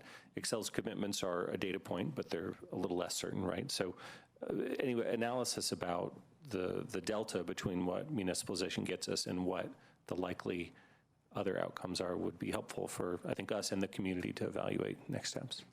Mary? So in the memo, you have some questions, which I think are good questions to be part of that conversation. And in addition, I have a couple more. How does local power compare with other options in its ability to A, serve the most people, and B, do so in an equitable manner? So that's another question. And then another question would be, how are workers affected, the linemen and the crews that you mentioned earlier, and how do the options affect their jobs, both current and future? So there's, just with respect to, we were talking about the just transition, which is the users of energy as one part of the equation, and the providers, the workers themselves, are another part of the equation. Anyone else on question 3? So I do very much want to track this. I think this is really important. I think, Matt, you did a nice job of showing, the difference between Excel's 2030 goals and our 2030 goals and what that means for emissions. So I don't think we cannot do this. I do want to point out, this is a typical muni conversation where we focus on cost and we talk a lot about emissions reduction, but there are 2 other values which are really important here, which is democratize and decentralize. And so the democratize part is the one that I really think people undervalue. And the reason why is people don't know what it could mean or why we care. And I'll give you an example of why I think we care as a city a lot. Because distribution system planning is going to be a big part of a resilient future in the face of climate change. And what that means practically is burying the distribution lines, one, so that's just the most straightforward thing, so the tree branches don't take them down. But it means microgrids. It means the ability for neighborhoods to island themselves from the grid and provide their own power. So there was a DOE study that Boulder was part of, and I'll look to staff to see if you could tell us what conclusions that came to or not. We'll come back to that in just a second. The ability for our community to tell us what they would like from their grid, the access they want to it, the features that they want from it, and our ability to represent that and make it real is something we do not have currently. It is an absolute impossibility. When I was setting up the settlement agreement that we looked at in April of 2018, I, along with other people, sat and talked with the Excel leadership, the PSCO leadership in Colorado for many months. And one of the things I asked over and over again is there any way that the city staff can be part of your distribution planning in Boulder? Like, can we see what the maintenance program is? Can we see where the congestion points are that stop us from putting solar on our roofs? Is there any way that we can have any part in that, even just reviewing it and giving you comments? And the answer was no. It was not a soft no, it was a hard no. And so this whole democratized piece is about the grid of the future and how can Boulder be part of that. Fort Collins is. They have these great interconnections with Fort Collins University and the power generation that goes on there. I won't go on about this issue, but there's a safety component to this as well. And the safety component is what we've seen happen in California. And it's not as much of a risk for us, the fire that comes from poorly maintained infrastructure, but it is a risk for us, and it's a big risk for towns like Nederland, because to the extent that shareholder-led utilities have typically worse maintenance programs and lower quality distribution infrastructure, and munis typically have better, it's because the munis have to be accountable to the voters. And the reason PG&E is going bankrupt and the California PUC is debating what their governance structure will be in the future, it's not clear it will be an investor-owned utility in the future. There's the possibility of privatizing it for some of these reasons. So I would just point out that Democratize has two parts to it, resilience and safety. And so that's why I think we need to get the numbers so that we can present the costs and the benefits, but the benefits go beyond emissions reduction. And I just want to keep that part of the conversation. Okay,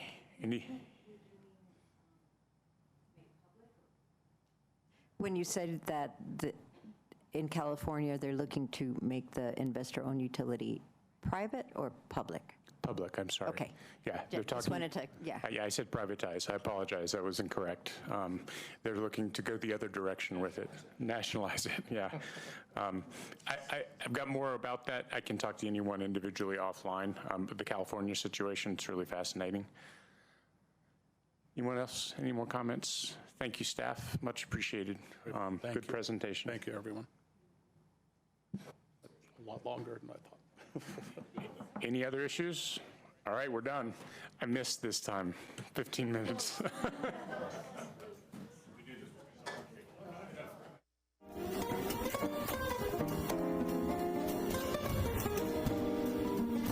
Live from Paris, on France 24.